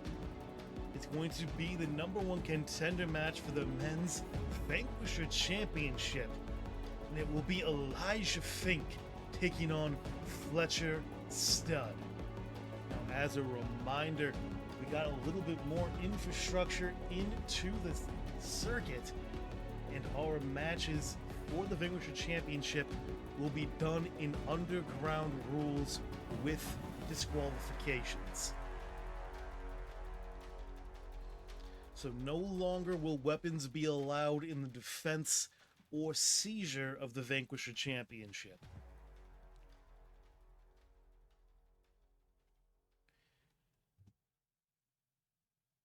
In just a moment, it will be Fink versus Fletcher.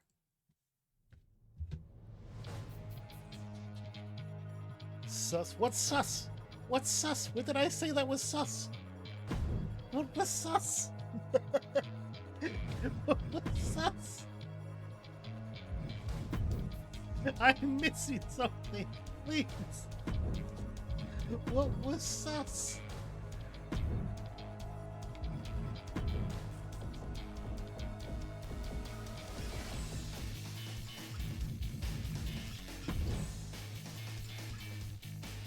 I just want to say, Damikos, you got Fletcher Stud way too accurate. That's uncanny. And same with Arena on the part of Gab.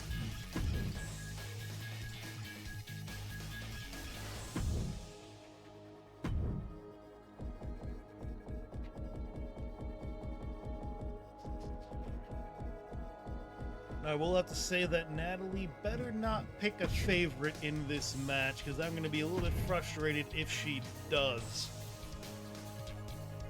And the Flyboy Fletcher has had a habit of trying to get in good with the ladies. Hopefully, O'Wright will not fall prey.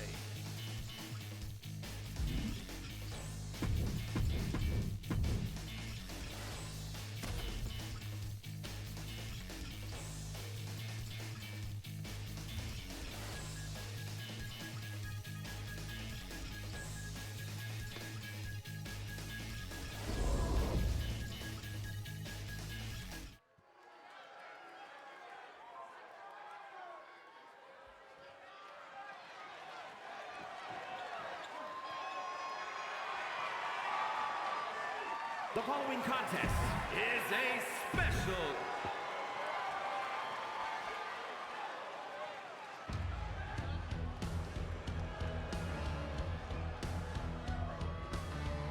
and the participants, first from Charleston, South Carolina, weighing in at 266 pounds, Flyboy Fletcher Stud! Flyboy is a former Vanquisher champion. He's held that title twice, if I am not mistaken. And one of the only men who has consistently defeated him since his arrival has been Anthony Vincente. And Sheila, please tell me if I'm pronouncing that correctly. Is it Vincente? Or is it just Vincent?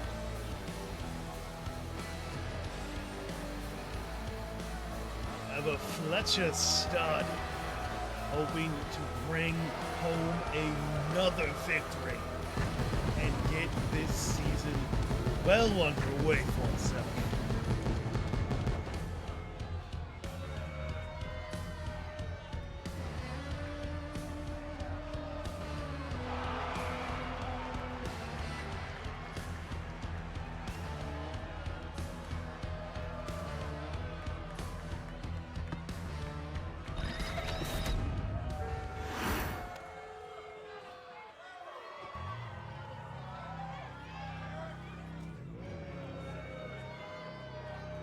And his opponent from Traverse City, Michigan, weighing in at 263 pounds, Elijah Pink.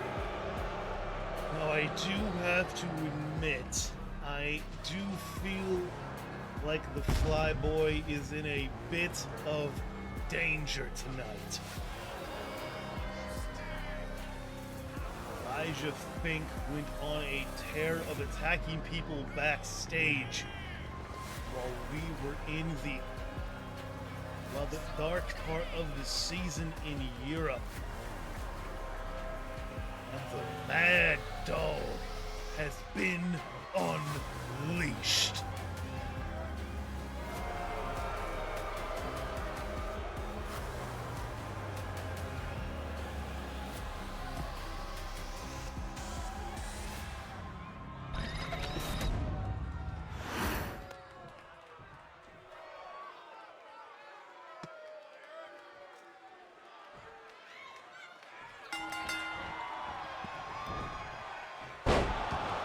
Nice DDT very quickly out of Stud and goes for a pin very early on. Has been a trend on the evening with these early pin attempts.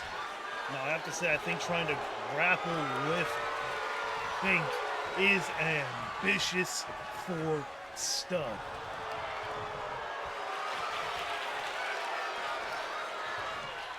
Damacos got Fletcher picture perfect,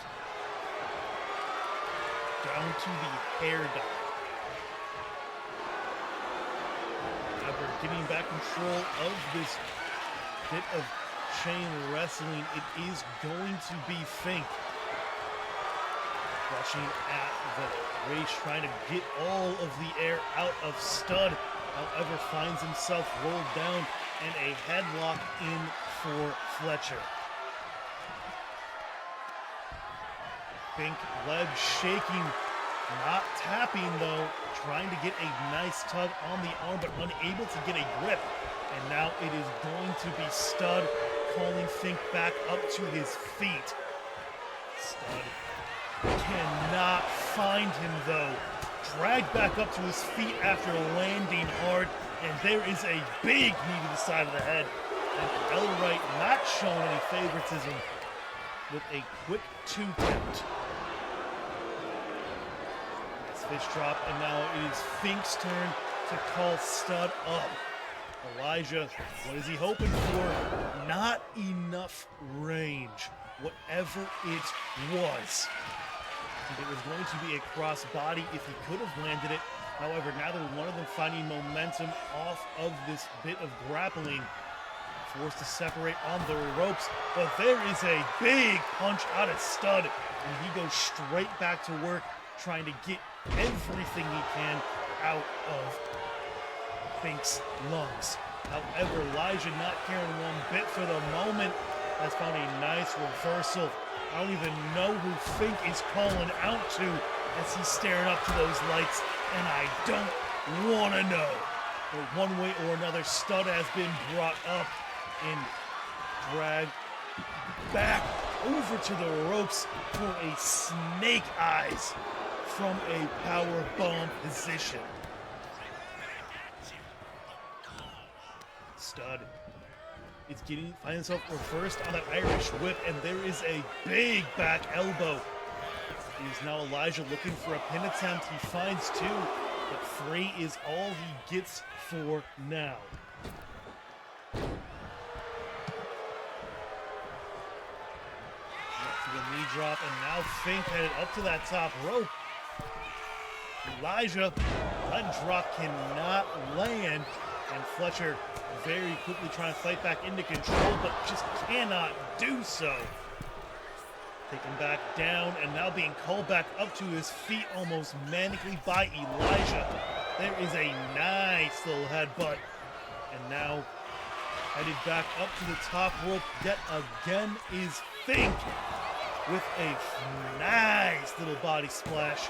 We've got two, but there's not going to be a three on that maneuver. Top of the side, rolled over, but there is a big punch to his face, and the Wolfsbane is denied. It's now the Flyboy getting him lined up. He set up pump handle, but there's not going to be a face buster from the Flyboy. Reversed by Fink, who's calling him back up to his feet. Nice little pairing of reversals. Neither one of them wanting to eat too much offense. Finds the crossbody, and now Fink headed back up to the top rope. Leg drop yet again is evaded though. Swung out and into Natalie, but there is a nice punch from Stud. He's got control of Elijah for now, and Fink set up in the corner. Flyboy lined him up across the way, looking unimpressed with Fink. And now charging across, finds a nice back elbow into the throat of Elijah. Knee now pressed against the neck as well. I'm not sure how much Elijah has left in his tank right now. Adrenaline has to have worn out by now, and now set up across the top rope, but kicked away. Fink and Elijah. Thinking Elijah, but Elijah and Fletcher now going back and forth with this series of strikes. So far, Fletcher is finding the better end of things. Elijah saying, "Strike me, I enjoy it." This is not looking good for him right now.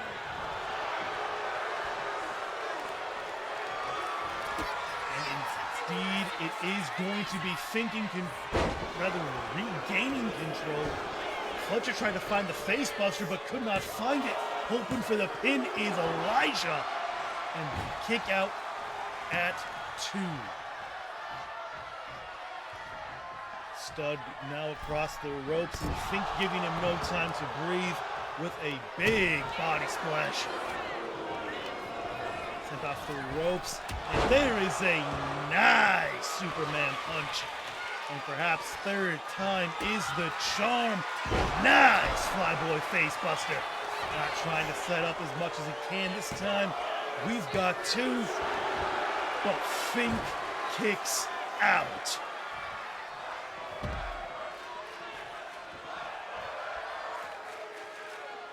Flyboy frustratedly standing on the opposite side of the ring from Fink.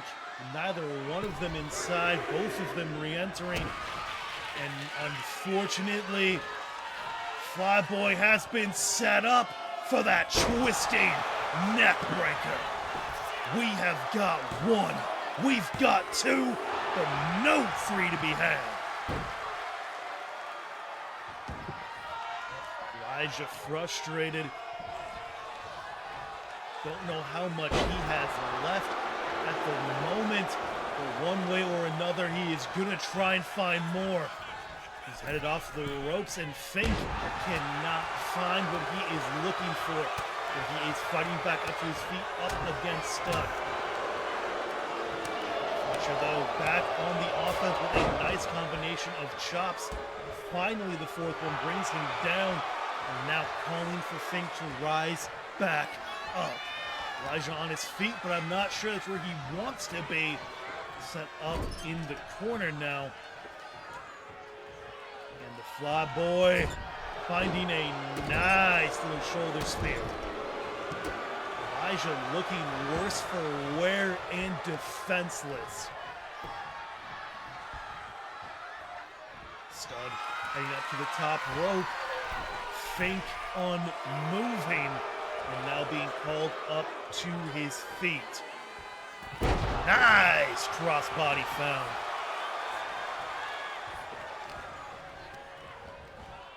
On the ropes, nice Superman punch yet again. This time it could be enough to keep Fink down, and it is. Not for the first time. It is going to be Fletcher Stud taking on Anthony Vincente.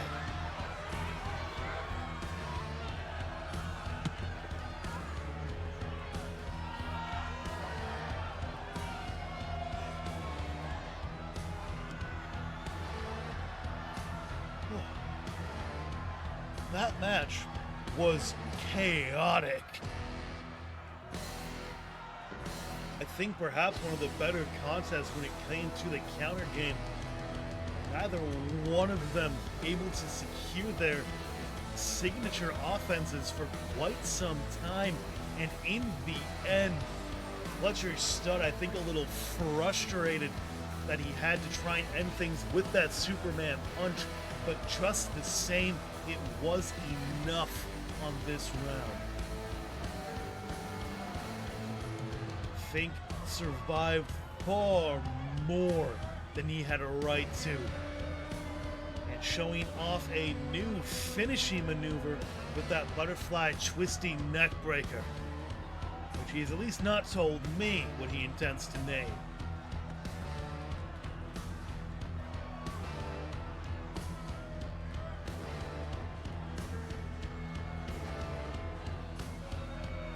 Right there, showing Stud's Here's your winner, eventual Flyboy victory.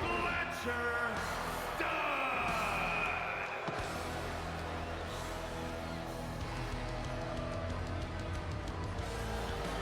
Just like that, Stud back in the title picture. But can he regain the belt from Chaos?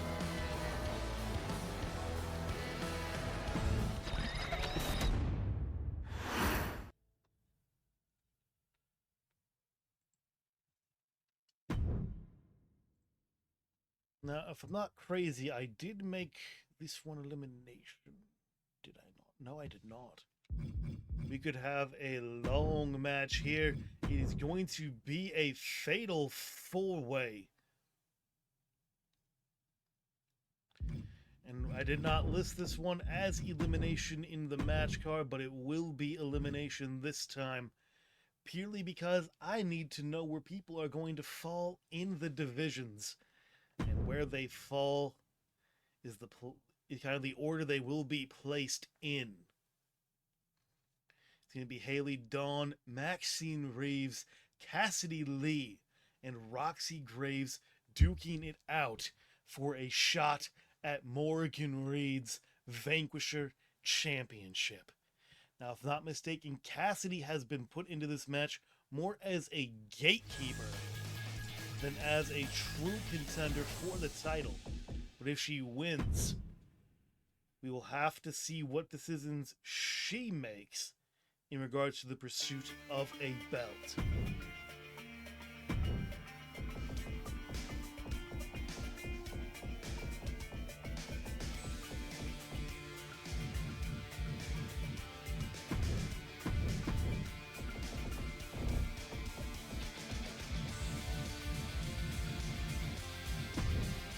Just a moment.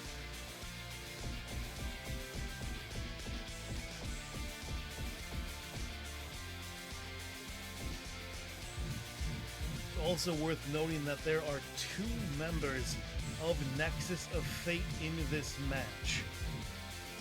We'll have to see how Haley Dawn and Roxy Graves either work with each other or don't.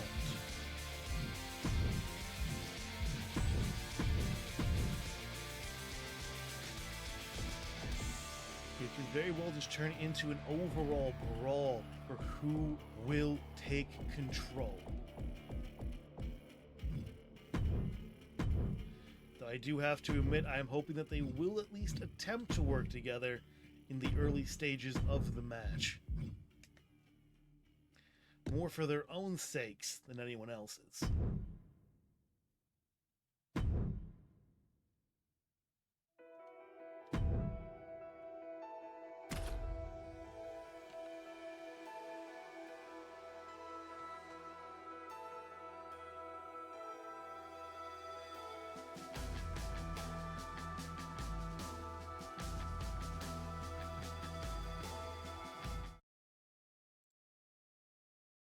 What I miss? I was doing dishes.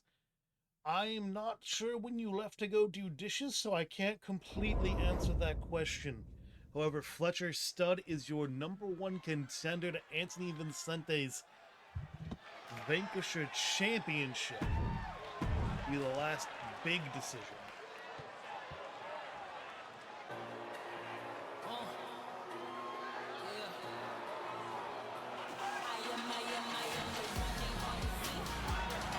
And the participants, first from Charlotte, North Carolina, Max E. Ruiz. Xander Wright, the person Maxine Reeves arrived in TCWC with a few months ago, took the win in his own elimination match. I am curious to see whether or not Maxine can repeat that same process. Reeves has been hovering around title pictures time and time again. But unfortunately for her, time and time again, she has fallen short of the goal. And tonight could be a very big opportunity to finally push through that hurdle.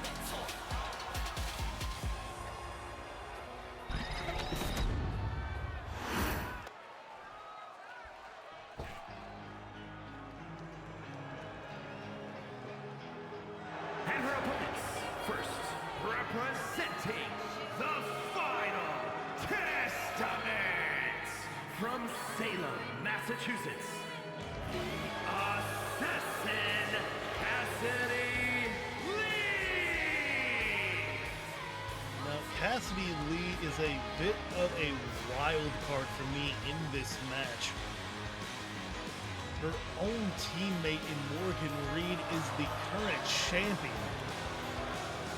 And while Crown Desmond has proven to care less who holds the title and more that it just stays in the faction itself, I can't imagine them going at it in an underground match and not coming out with a few more frustrations than before. I think it is far more likely that if Cassidy Lee wins, she will be stepping away and letting it just be as puppy guarding the #1 contender spot. Who knows what that will hold. Representing the Nexus from Madison, Wisconsin, Haley Dawn. I can't wait to see Morgan next week. Yeah, you're not Adam Kendrick right now. Come on. I could only let you get away with that when you're being Adam Kendrick. However, Haley Dawn of the Nexus is going to be the 3rd competitor out. A former challenger to Morgan Reed's title. She is a former tag team champion, but in a similar boat to Maxine. Singles gold has eluded.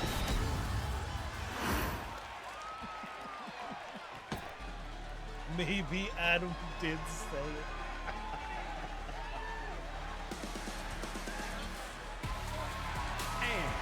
representing the Nexus from St. Paul, Minnesota, Roxanne Graves. Now, Haley Dawn and Roxy Graves are officially partners in Nexus of Fate for the moment. Northern Alliance out of, I wouldn't say necessity, but convenience, with both of them being consistent enemies to both the Fallen and Havoc of the Final Testament. But as opponents in this match, I think it's going to be intriguing to see how Roxy specifically handles things. I think Haley Dawn is more likely just to try and go for the win. Roxy has proven time and time again to hesitate when personally involved with other competitors. And that could hold her back from a title shot here tonight.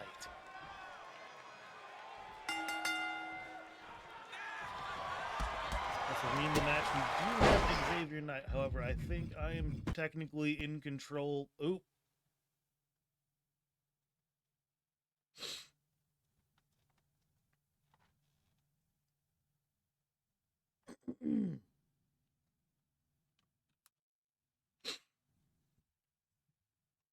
Give me a moment. We've got some technical difficulties. The camera has died. We need to, someone's playing with the power supply. We'll be back in a moment. Give me just a moment and we'll be back up and running. Someone's playing with the power supply of the cameras in the arena.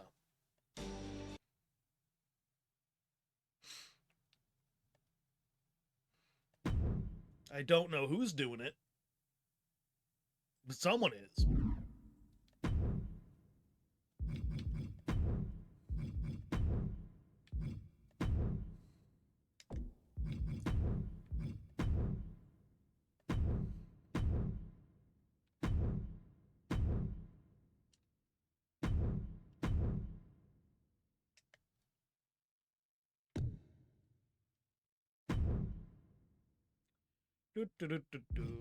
Nothing to really miss here. Just give me a moment. Give me a moment. It's always nice when 2K cooperates with me on a regular basis. But too much to ask for the moment, I think.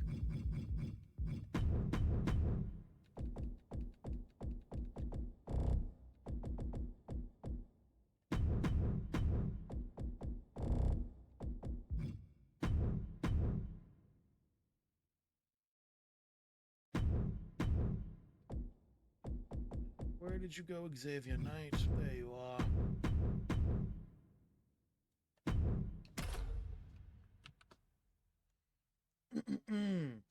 Nothing was missed. Nothing was missed. Everything's fine.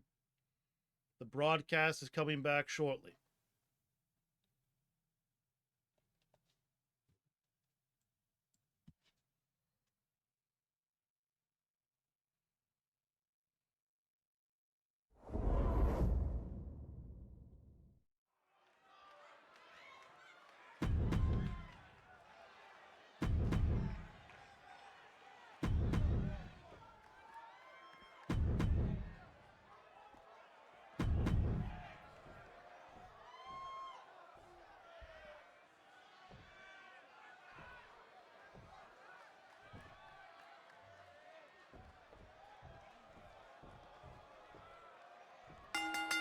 There we go. Now things are how they should be. Roxy very quickly going after Cassidy. Early pin attempt onto Haley by Maxine. Gets only a 2 count for now. However, nice roll over onto Reeves by Roxy.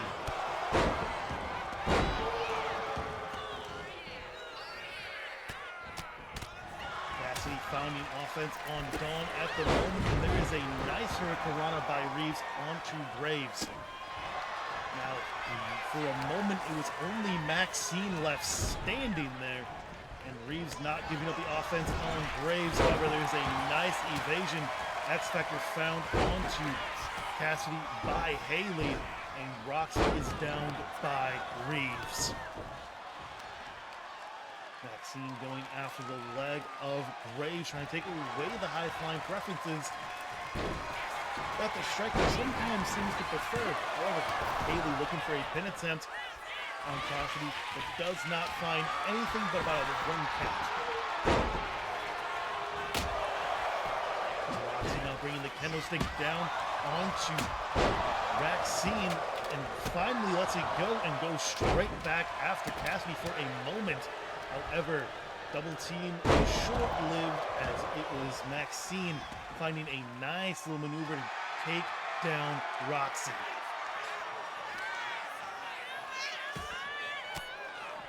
Nice escape out of that hold by Maxine. Dawn and Roxy seem content to just wait for this to settle down. And Maxine goes back into the ring to follow Graves. Catches Roxy trying to have a conversation with Dawn mid-match. And there is a nice power slam looking for the pin. We've got one. We've only got that one though. And Dawn walks into Lee just to eat a big combination of strikes. And now left standing, it is Cassidy and Maxine. Dawn up on her feet. So is Roxy, and there was a nice signal loss. Now Roxy, you hesitate a little bit more to attack a teammate. That was a big little cyclone click into breaking a kendo stick on Dawn. However, Haley now returning the favor with a big body splash. Double drop frown. Cassidy and Maxine going at it at ringside. Nice little hip drop by Dawn, hoping to put Roxy away. There's two. Graves is not out of this quite yet. Nice poison Rana found by Reeves. And Dawn continuing to go to town on her teammate in Nexus. However, when given a different option in the ring, very quick to go after someone new. However, knee bar locked in by Reeves. Dawn breaks out relatively quickly, but damage potentially done. But now on to Haley by Cassidy. Solid kick out there though, and now Roxy has been caught by Maxine herself. Drop across the top rope, and now Maxine up against Cassidy, and Lee finds a very big knee strike. However, Maxine rolls her way back into control of the exchange, but finds herself rolled up by Haley. Solid kick out at one. Reeves got a lot left in the tank, it seems. A reversal on the Irish whip, it is gone off the ropes, and Maxine, what she have in mind, cannot find what she was looking for. Big stomp to the gut and dragged back up to her feet before being set up for the fall from grace. There's one, there's two, and a solid kick out at two by Reeves. Dawn rolls out to get herself a weapon. Roxy slapping her for trying to do so. However, goes straight back to work on Cassidy. Cassidy roll over, and now throwing Dawn back into the ring, followed by Cassidy. Roxy now looking for the weapon. I am surprised to see Graves going for Dawn this frequently. However, Dome Breaker has landed, and Lee kicks out with moments to spare. X-Factor found on Roxy. Graves rolls out to try and find herself some air, and Maxine is left in the ring with Lee. However, rolled up now by Lee. We've got one, we've got two, but Cassidy cannot find three on that roll-up. Indeed, whipped back down to the mat by Roxy, and now set up in the corner is Reeves. But Dawn slamming Graves down, and now debating who she wants to go for. Finds herself a little bit isolated with both of the other competitors. And now both Cassidy and Maxine have rolled out, but Lee back in. Back to the side. Not sure what Roxy was looking for, but it was not to be. However, off the ropes, terminal trigger landed on Lee. And now a pin attempt on her by Dawn. We've got one, we've got two, and Cassidy Lee. First one out off the terminal trigger. A little bit of teamwork there by Dawn and Roxy.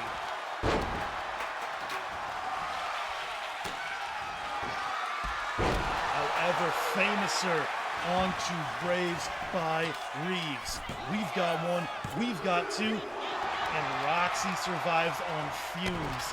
I honestly don't think Dawn would have helped her survive if it came down to it. Another nice meteor found by Reeves. And going straight back to work now. Maxine is a little bit outnumbered. Called back up to her feet. And there is a nice crossbody onto Dawn. Hoping to take out Haley. There's one, there's two, and Dawn is not out either. Maxine remains outnumbered in this match. However, has got Roxy rolled over into the knee bar. This could be it for Graves, but Roxy has not given up yet. And instead, Maxine gives up the hold. Roxy rolls out as it is going to be a nice kick from Maxine taking down Haley. And now it is Dawn isolated in the ring with Reeves. Max going to town with that steel chair, but drops it relatively quickly. Going for the pin. We've got one, we've got two, but Dawn continues to kick out. Off the ropes, and a nice senton. And now trying to get Dawn lined up. Roxy waiting in the wings. And now another Famouser found by Reeves. We've got one, we've got two, and it's going to come down to Dawn. Well, not Dawn, but Reeves and Graves. Roxy still looking a little bit distracted out there, though.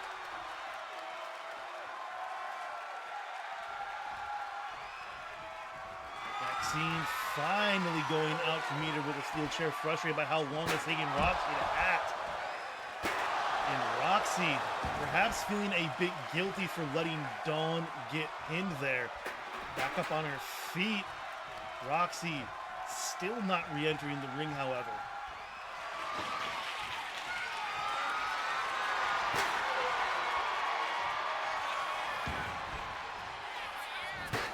However, Maxine goes down to the steel chair. I think Roxy's turning some of that inward anger out. And there was a nice signal lost. And now hoping for a long-range terminal trigger, but misjudged the distance. Roxy, she's not in range, my girl. However, off the ropes she goes, and there is a nice hurricanrana. Also back up to her feet, and now with a nice set of clean knee strikes. There she goes, hoping for the pin attempt. We've got one, we've got two, but not enough for that three.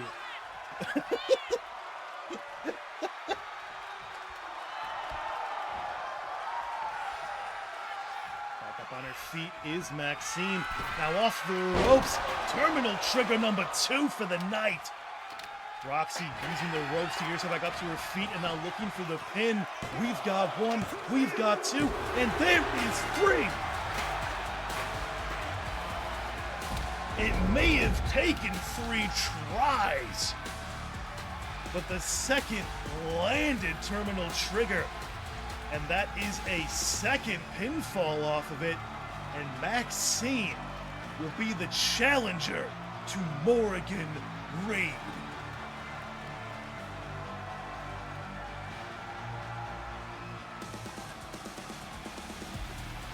God, I am so happy the next 2 matches are 1v1s.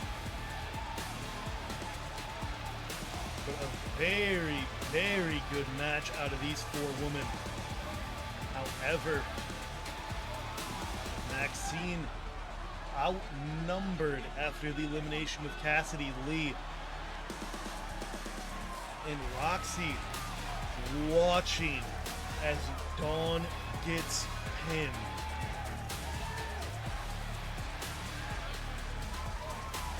Got very, very distracted, but did manage to bring things back under control and takes the win.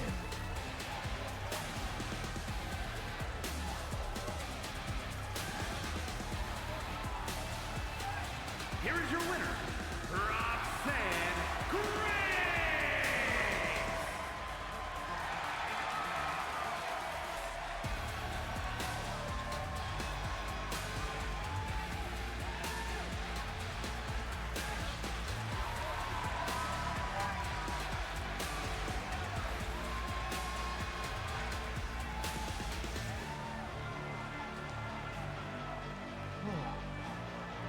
Sorry, I can rest my voice. I did not stay hydrated enough during my day, which was a personal problem.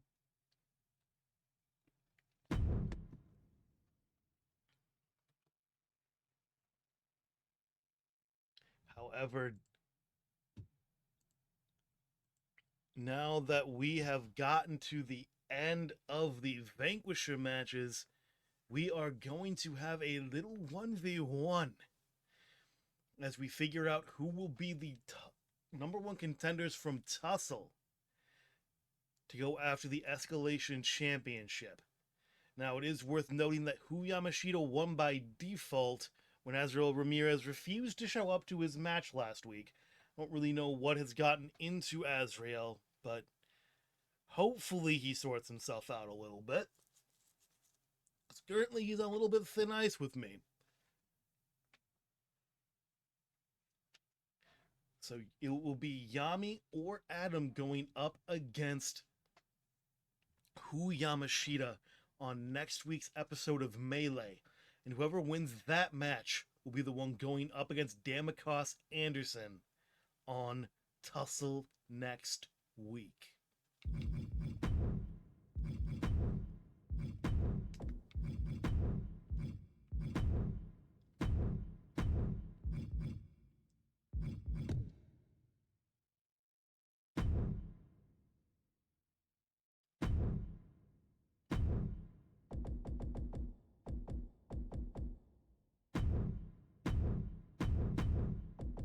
I am very, very curious to see how this match is going to play out.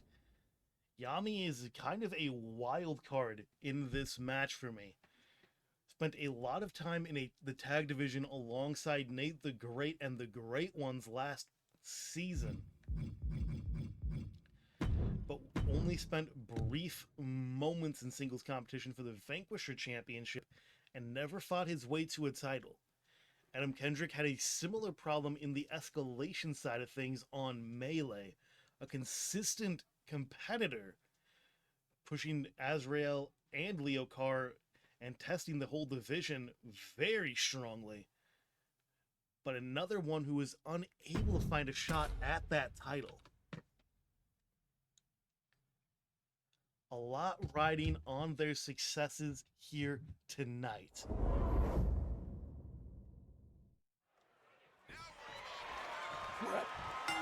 Wait, why was there no entrances? What is happening? Give me a moment. I wanted entrances. Why was there no entrances? As I reset this up, we're going to go through the promos. There was a promo I did miss. Still don't know why there wasn't entrances, but details. Adam Kendrick. You can see Kendrick at the bar with his friend Bam Vista, enjoying some drinks. However, confides to him that he is scared. Bam, I don't know what I can do here. I'm facing off against someone like the likes of Yami. There's just no way I'm getting out unscathed. He gives a solid look, though, towards the camera. But I always told that whatever grave you're in, it won't hold you. There ain't no grave that can hold my body down. You know what I mean? May be menacing, but he's now just a lackey. I'll beat him and then move on and become the next escalation champion.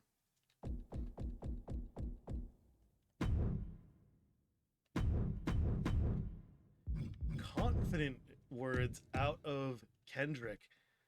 I'm curious to see how this match will play out between the two of them, however. As pointed out, Yami did go from a member of the Great Ones to now a member of the Disciples over on ACW.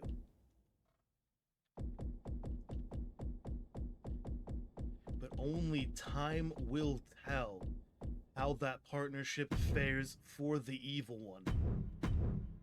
And the same goes for Adam Kendrick's partnering with Bam Vista.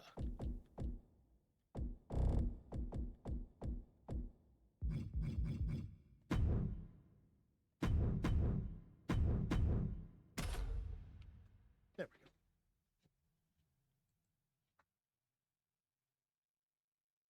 go. Adam did keep a gatekeeper type. It was definitely a gatekeeper type. Astral and Leokar had a lot more difficulty getting through him than I would have expected, but he did not quite make it through.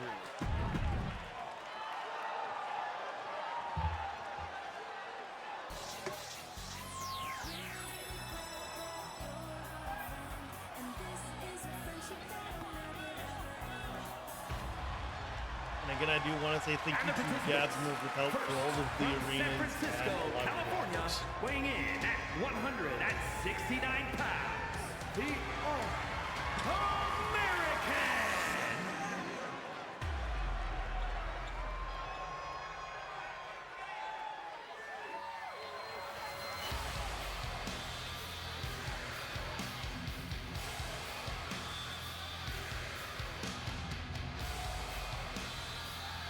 Wait, Gab, I require an explanation.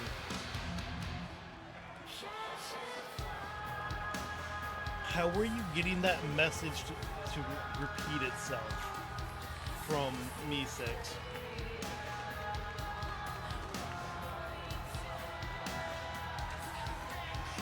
However, as terrifying as ever, it is the Evil One, Yami. Okay.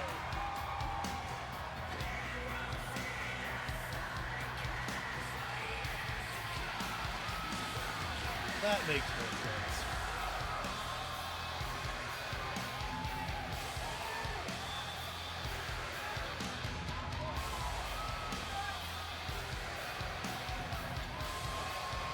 Will Yami be able to walk out of this match as Tussle's #1 contender?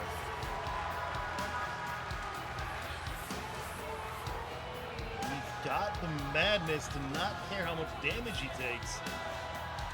And he's got a surprising amount of power in his frame.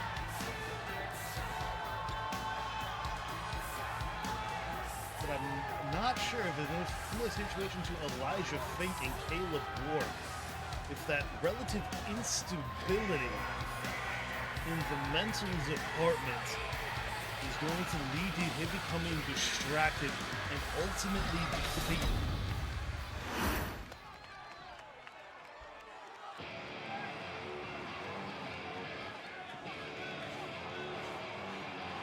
Ain't no grave can hold his body down. It is going to be Adam Kendrick. Tennessee, weighing in at 183 pounds, Adam Kendrick.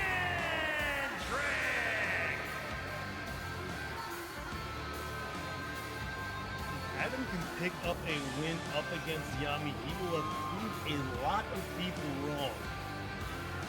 I have heard there are some doubts as to what he can accomplish.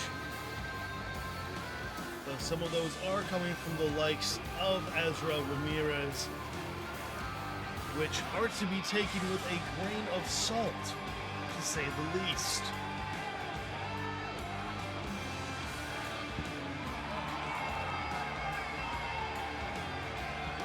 I like it.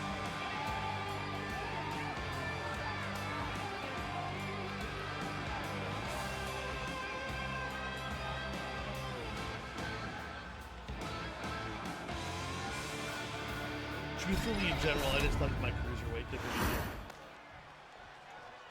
Across both shows, I just enjoy the cruiserweights. Sarah Tanner might have her hands full a little bit in this match. However, off to a fast start is Kendrick. Already calling for Yami to get back up because he's got more business. Finds a second clothesline. That one did not quite land the way he wanted. Looking for the pin. We've got one. We've got two. So the kick out at 2 for Kendrick, though. Nice little sliding cross body, and now Yami in control of the situation. Elbow drop to the upper chest, but rolls out of the dodge, and now with a nice combination of strikes. Kendrick tries to roll into some out of offense, but now it is going to be Yami in control of this grapple. Kendrick gonna have to fight into control, but instead finds himself locked and grounded. Yami in control and going to acquire no. Kendrick actually gets control of this situation. Now cranking on the head with his legs. Yami struggling for air, trying to get some space. Can he fight his way out of this hold? He can. Pops his way up, and there is a big clothesline. Stomp to the back of the leg, and now Yami heading up to the top rope. Tanner keeping tabs on things, and body splash does land. We have got a 1, we've got a 2, and almost with an early 3 out of Yami. Adam had a pep talk from the silent Bam Vista.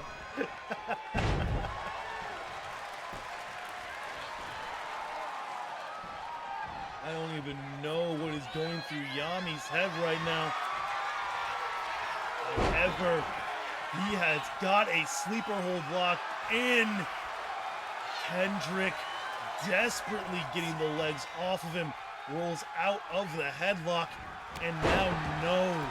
Tried to find a clothesline and start a bit of a comeback for himself, but instead taken down and rolling out, desperately trying to find some air. Rolls out of the ring, and now it is Yami trying to find a stomp to the head, but cannot do so. Big punch to the gut, elbow to the forehead, and there is a nice Sister Abigail.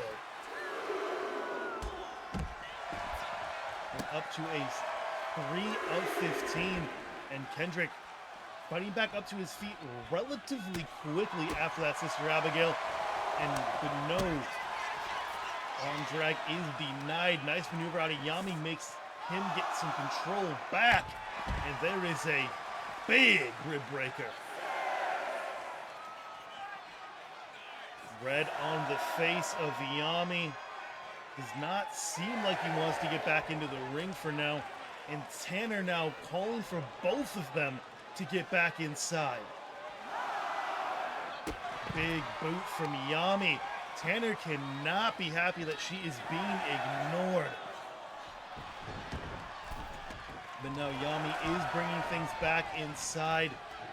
And Kendrick dragged back up to his feet by Yami.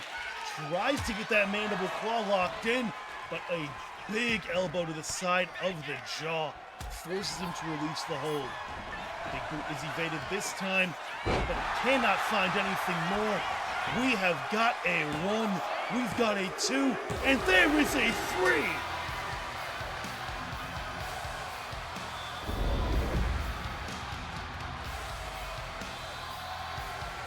Perhaps Kendrick was staying down for a reason.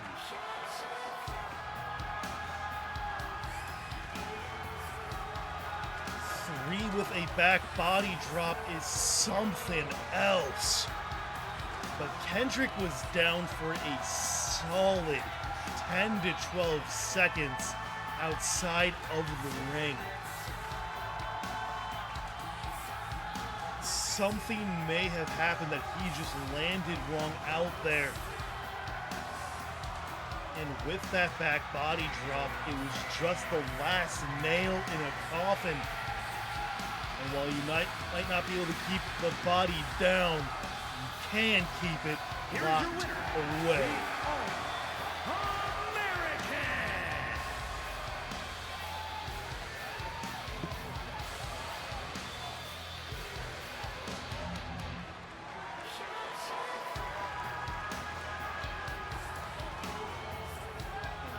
Picking up a very big win. Mate, what are you doing? Are you the one who cut off my cameras earlier, dude? One way or another, this man made a dead sprint up the stage. And yes, that is Yami this year, at least among me and Gab. I like this version of Yami quite a bit. Still got that madness in his eyes, but looking a little bit more serious.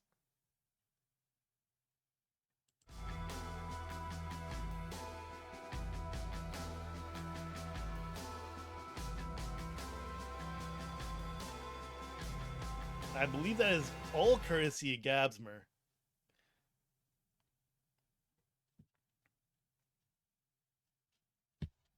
And how are things going, Kenshin? How are things going?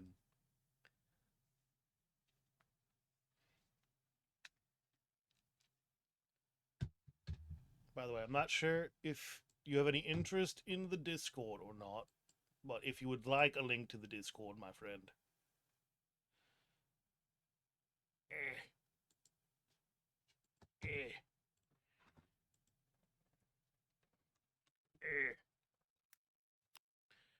Great Geese and Craig going, very nice. Creation, I just love the creation portion of this. Join Gab, I'm supposed to be the tyrant. What are you doing?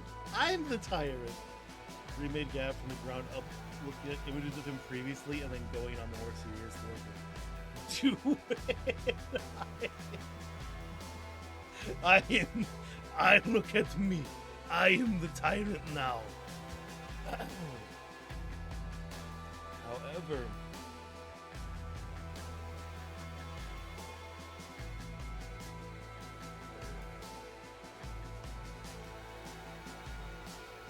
there is a promo to do before we get to our main event for the evening. Coming out of Dita Van Stel. I have spent my entire career fighting for someone else. It was the Duke, it was Beauchamp, it was Godwin, it was even Warwick. I spent so much time fighting for them, then fighting the backlash that came with it, that I've never had the chance to fight for myself. I finally don't have another person breathing down my neck. And I have no one else waiting to give me an order, waiting to attack me. Cameron, you may have had an impressive time here. Mixed tag champion with your sister. Long reigns as capital champion. Hell, we are both even fighting tonight for a shot at Morn and Chaos. A man with his own well-established history here. And internationally.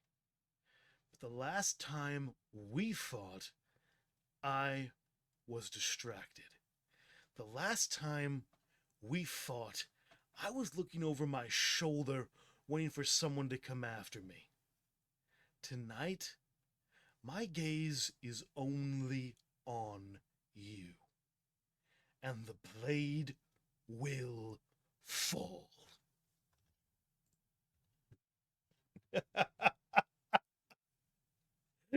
What is going on? Thank you for your patronage.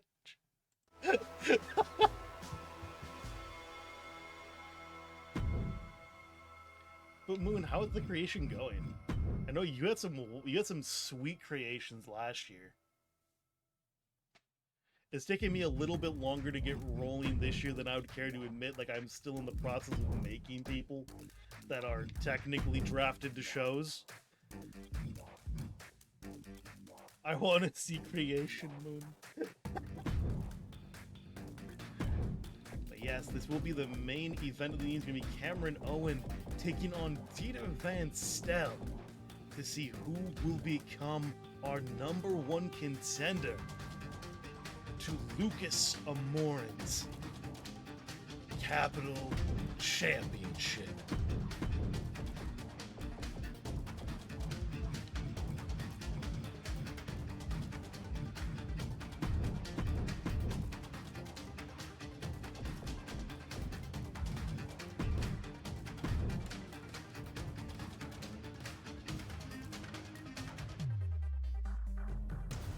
What was that, Dieter? I'm sorry. I couldn't hear you overdoing more important things.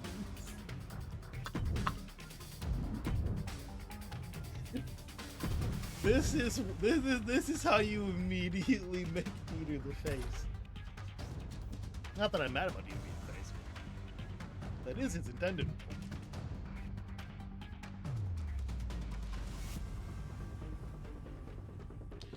That's not cool. Someone might be distracting and stealing your controller. You can steal it soon. I still need it for now. The following contest is a... You don't need to watch the referees enter.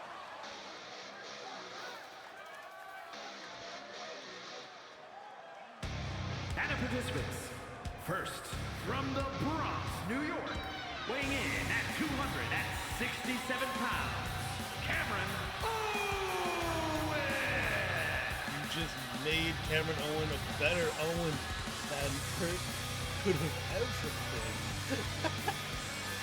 I don't think I quite agree with that situation. However, Cameron Owen is our longest reigning Capital Champion in TCWC history, holding it for the better half of last season. Now, I don't have the numbers in front of me right now, but I think it was like 180 days between his reigns.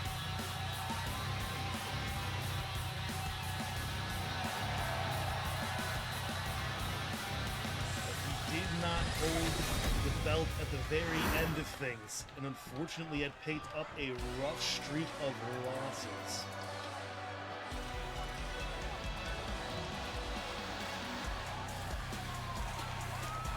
And his opponent, from Vienna, Austria, weighing in at 242 pounds, Dave Van Steel!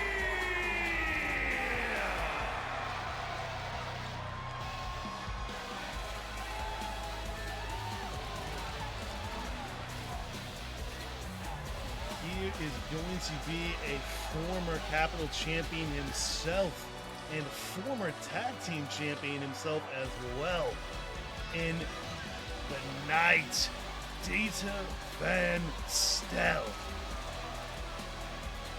Formerly one of the Knights they've shown and a former member of the Barons, he finally has a chance to be separated from those of his past. But we will have to see if that is going to change things for him, or if Cameron Owen is going to land a big train crash and end things early. I still feel weird for having aligned with Peter even for a moment.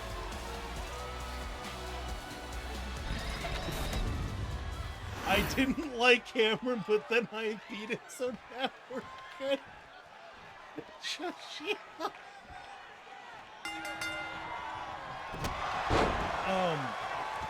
For added context, Blitz, Dieter was once an ally of Pierre de Vachon. Damacox, both, I mean, as a character, has deep running hatred for the Duke Pierre. I'm not sure if I put enough deeps in the hatred book.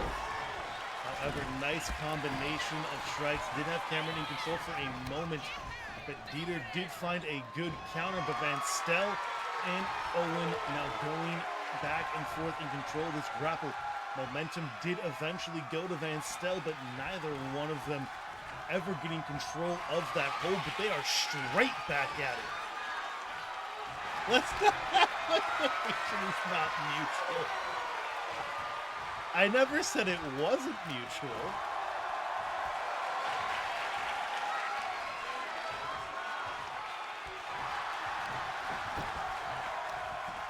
After a brief moment where it was Cameron Owen in control of the hold, it then goes in favor of Van Stel. Cameron desperately trying to get his hand into the forearm so he can pry that arm off of his neck, but he cannot do so. But Van Stel does give up that headlock. He was losing grip and tries to go after the shoulder. Van Stel currently in control and maintaining it, does slip him back down, and now Van Stel gets taken down by a roll-up from Owen. We've got one, but only that one. Van Stel now, both of them only finding about a 1.5 on their pin attempts.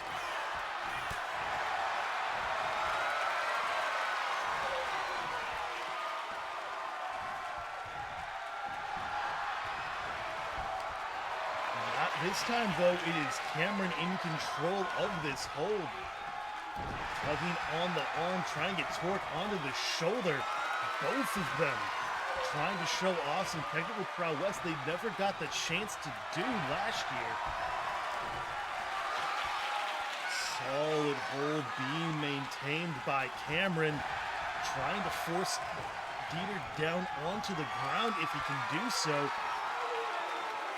Fighting to stay on his feet is Dieter, but Cameron having none of it. Whips him down, looking for the pin now. We've got one. We've got only about a 1.5, though. Rolls out and falls. Van Stel looking for breath while Cameron stalking a downed Van Stel. However, now still waiting at ringside is Owen.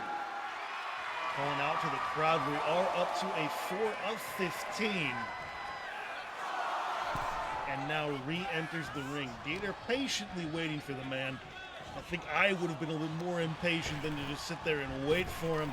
However, off the ropes. What does Dieter have in mind? Finds a nice clothesline.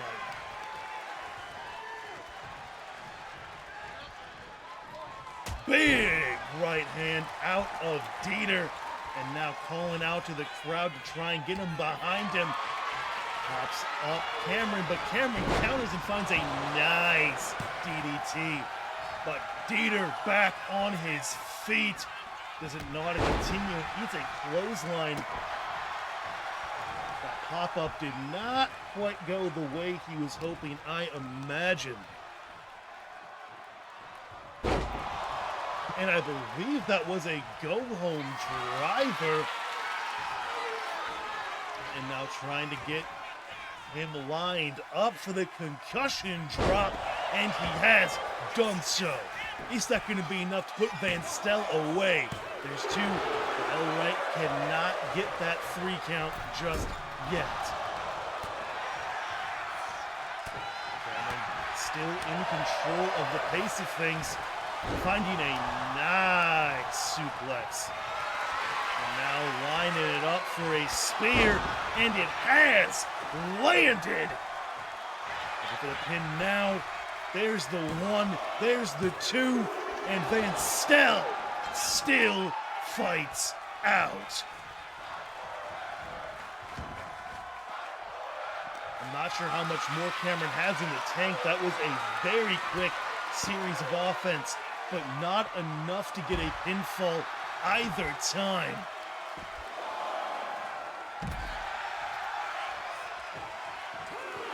Both of them slowly back up to their feet after that reversal, but it is Van Stel coming back with a vengeance. Finds a big forearm, both of them back up on their feet for the moment, having a bit of a back and forth.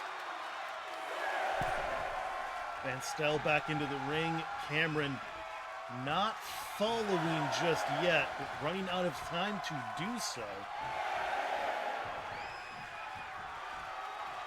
The AI is being so strange. Wait, what? Why did it touch? We're gonna restart that. We're gonna restart that. I don't know why the AI delayed.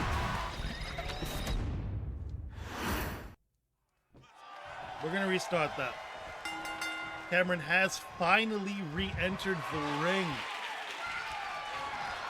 And straight back to how this match began.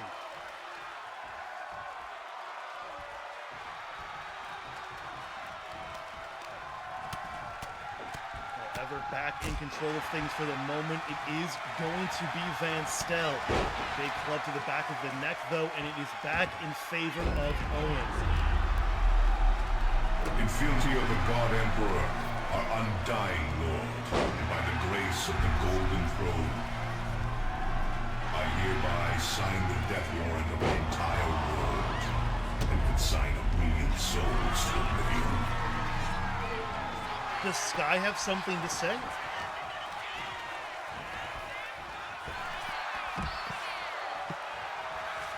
It's not today.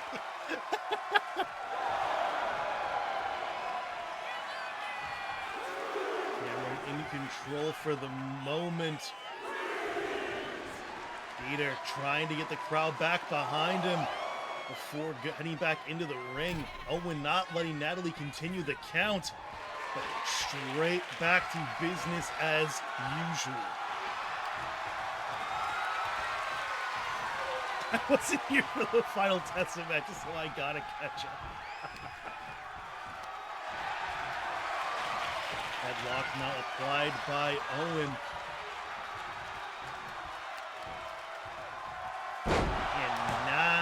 Back body drop to get out of dodge by Van Stel. Cameron rolled over, stomp to the back of the leg, and now it is Dieter yet again trying to get the crowd involved. However, strange decision if he was going to go for this grapple, and yet again it is Cameron with the momentum, and it is Natalie Elwright forced to break up that hold on the ropes. Popped up and headed over, but no. Falling back off of his back, Van Stel actually escaped relatively quickly, but firing back and forth.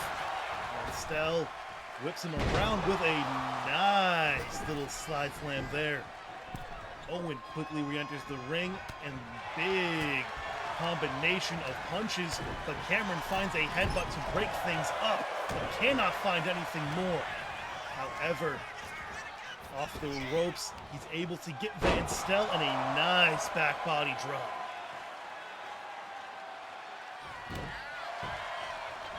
Axe handles to the back of the neck. Cameron getting Van Stel rolled over, and now with a nice set of punches to the head, has Van Stel down and out. No, just to prove me wrong. Hops back up and gets himself a nice clothesline. Van Stel not liking that I'm saying that he was about to stay down. However, nice combination of strikes now from Dieter, and a dragon suplex there, a rather tiger suplex there, I believe. Van Stel not quite sure how to continue in bringing Cameron back up to his feet. Off the ropes, no, Cameron makes contact with Elwright.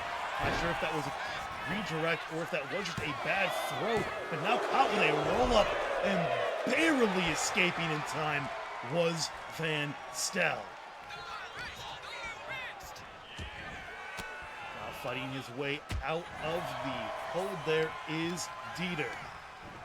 Van Stel has got Cameron off the ropes and finds a nice charging spear. We've got one, we've got two, but Cameron has not dropped just yet.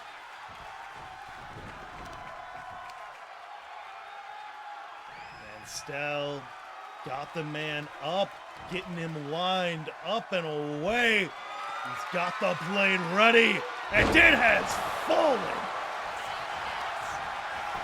There is a one, there is a two, but Cameron not out yet. Both Dieter and Cameron have shot their best shots.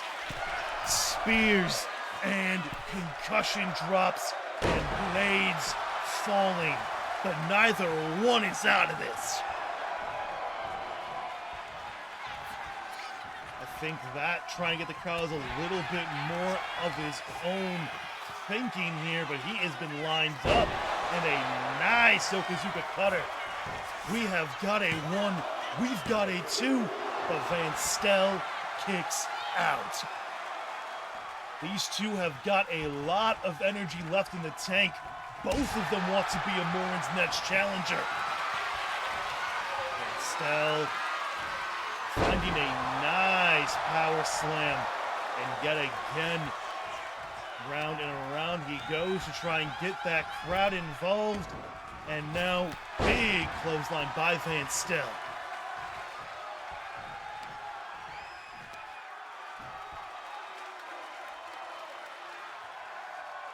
Van Stel looking a little indecisive on how he wants to continue. Cameron back up on his feet and does find a roll-up on Dieter. We've got one, but a quick kick out by Van Stel just the same. Cameron headed over to the corner. Spear is lined up, and it does land.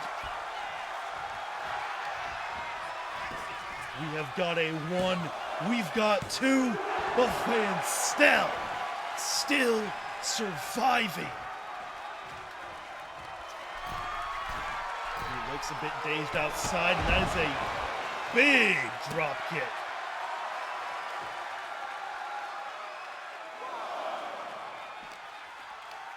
However, reversal on the Irish whip. Dieter still has his wits about him. 5 and God. Nice drop kick. I think drop kick. Nice big boot there. Head whipped into the mat repeatedly, and now a set of frustrated and disrespectful kicks to the head of Cameron. Trying to get the man lined up, and there is a big elbow. Dieter almost ready to put this thing away, but denied. But he has found a roll-up on Cameron. There's one, there's two, but still not enough.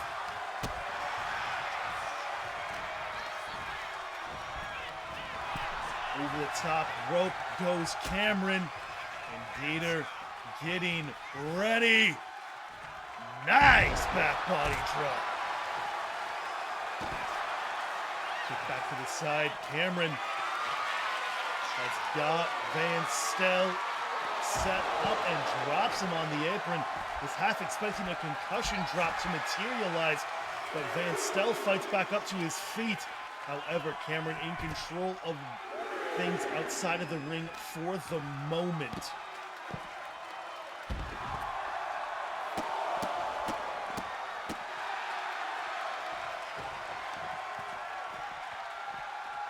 Now we've got stomps onto the hand of Dieter. Hey, Most will end up here, covered in the poisoned earth, awaiting merciful oblivion. This is definitely a contender for match of the night. I think there's 3 matches that I would kind of put in that category for the moment. However, concussion drop being lined up, and it is evaded at the last possible moment by Van Stel, who follows it up with a nice charge. We've got one, we've got two, but still not a three.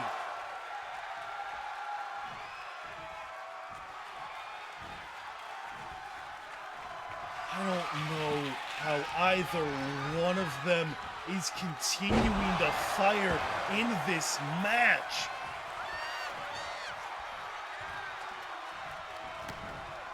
Nice clothesline out of Cameron, but it's not enough to take down Van Stel. Shoulder tackle, he's back inside, and the blade is ready to fall for the second time. There is one, there is two, there is three. And while there was a last-minute rope break that was not noticed by Elright, he might be able to discuss himself into a rematch via that missed call. But at the moment, it is Van Stel who is your number one contender to a Morin's Capital Championship.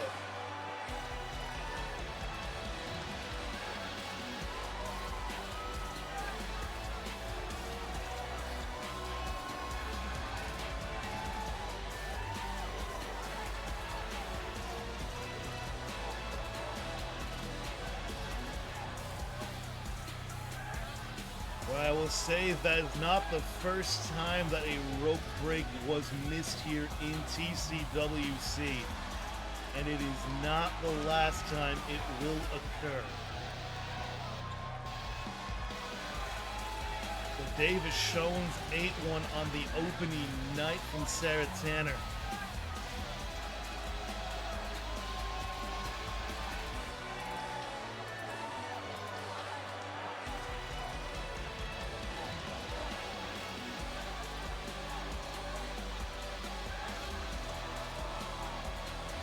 She did not have the side view. She was straight on the back of it.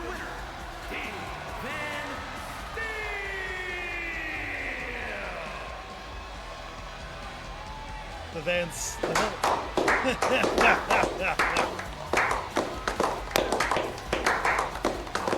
Morin with a bit of overconfidence from the backstage, I think. Whether or not the referee made Mission failed. We'll get him next time.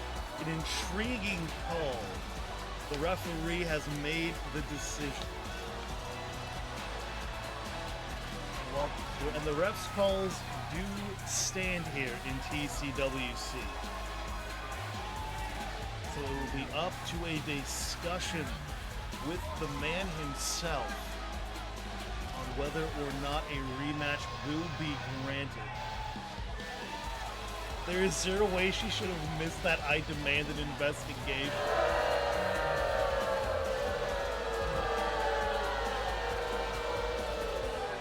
We will have to see how that missed rope break will proceed into future weeks.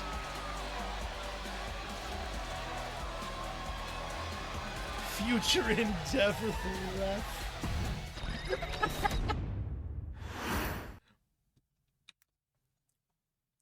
Look.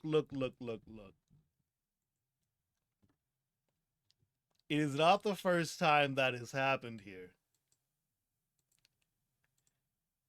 Unfortunately, things get missed when they have to ref so many matches in a night.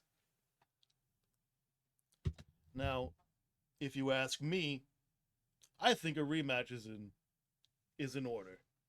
Or a potential triple threat match for that title as compensation. But that is me.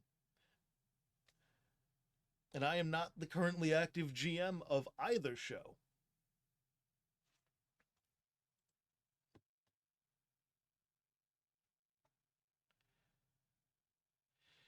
Look, you, Cameron, you can come to me, you can come yell at me about this situation, and I'm not the GM, sir. I am just a commentator who previously fought in a match and had a senton delivered to me, which hurt quite badly.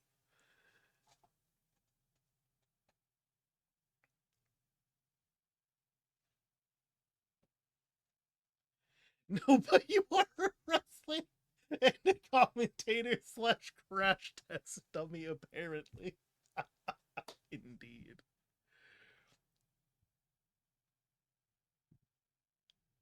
Damn, who the GM so I can haul at for a job? The GM is currently Adrian Maverick. I will say, Kenshin, I like do weird things to stay in character. So, I am Timothy Harold. Hello. However, I am not the GM. I run the GM. I'm not the GM. However, with that unfortunate end to that match,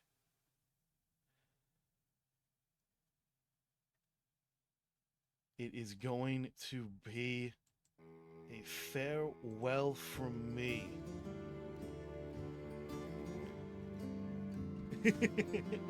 I appreciate that, Genshin. I appreciate that.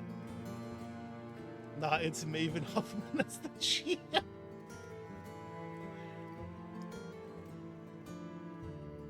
That ref better hightail it out of there. I'm pretty sure Cameron wants more blood than Wolfric from Jimmy.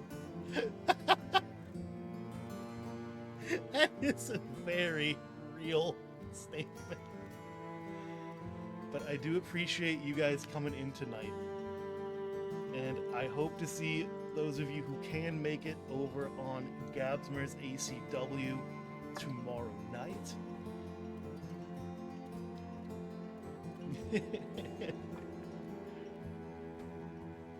Thank you guys for the kind words. Boo, no ACW, shut up. That's your show. You can't boo your own show. However, to make a quick run through of the official ends of that match.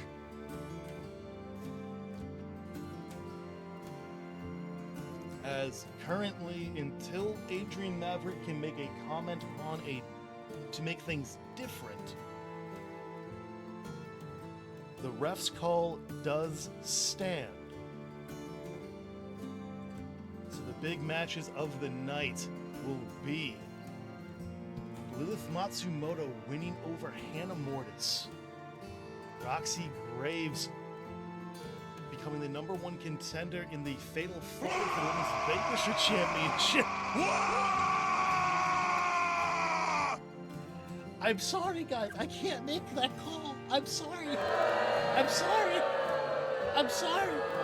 I'm sorry. Yami has become Tussle's #1 contender to the Escalation Championship to face off against Hu Yamashita. And Dieter Van Stel is controversially the Men's Capital Championship #1 contender.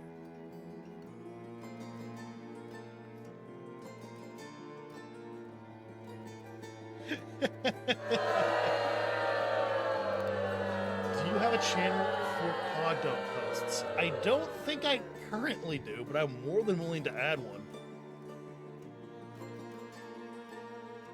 Yeah. I'm gonna pop it into the TCWC General.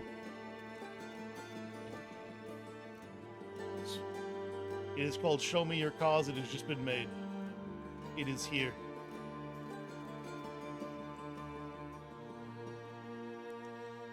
But have a wonderful night, gentlemen.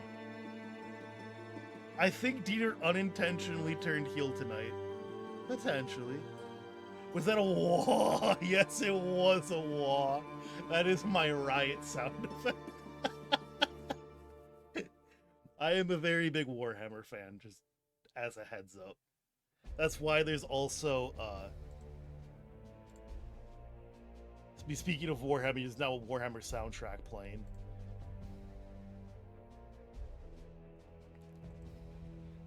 That is me being a Warhammer fan is also why this one exists. Now it's broken. Why is it broken now? Infinity of the God Emperor, our undying Lord, and by Why the did it grace break of this the time? Golden Throne, Okay, no, Gab, you missed it. It wasn't cursed. That wasn't cursed earlier. It became cursed. It became cursed. It ran fine earlier. What in the world? It's fine. Why did it become cursed again? It ran fine for a moment. It's fine. But yeah, I'm a very big Warhammer fan.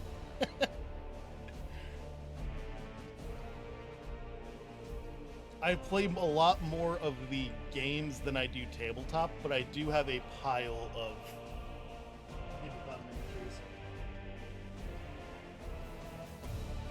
Witness a terribly painted Chaos Space Marine. Witness my terrible paint job and tremble. Look what I have done to this poor man.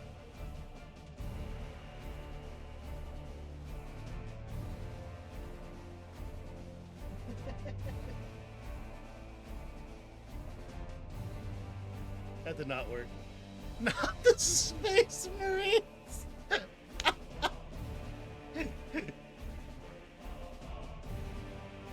He doesn't look that bad. That was a blurry as hell. I could not get the camera to focus on that. But I should probably actually go to bed. Because I believe there is someone who wishes to kidnap a controller from me. So you guys have a wonderful night. And don't do anything too crazy on me. And I will indeed have to respond to some promos this evening. Well, good night.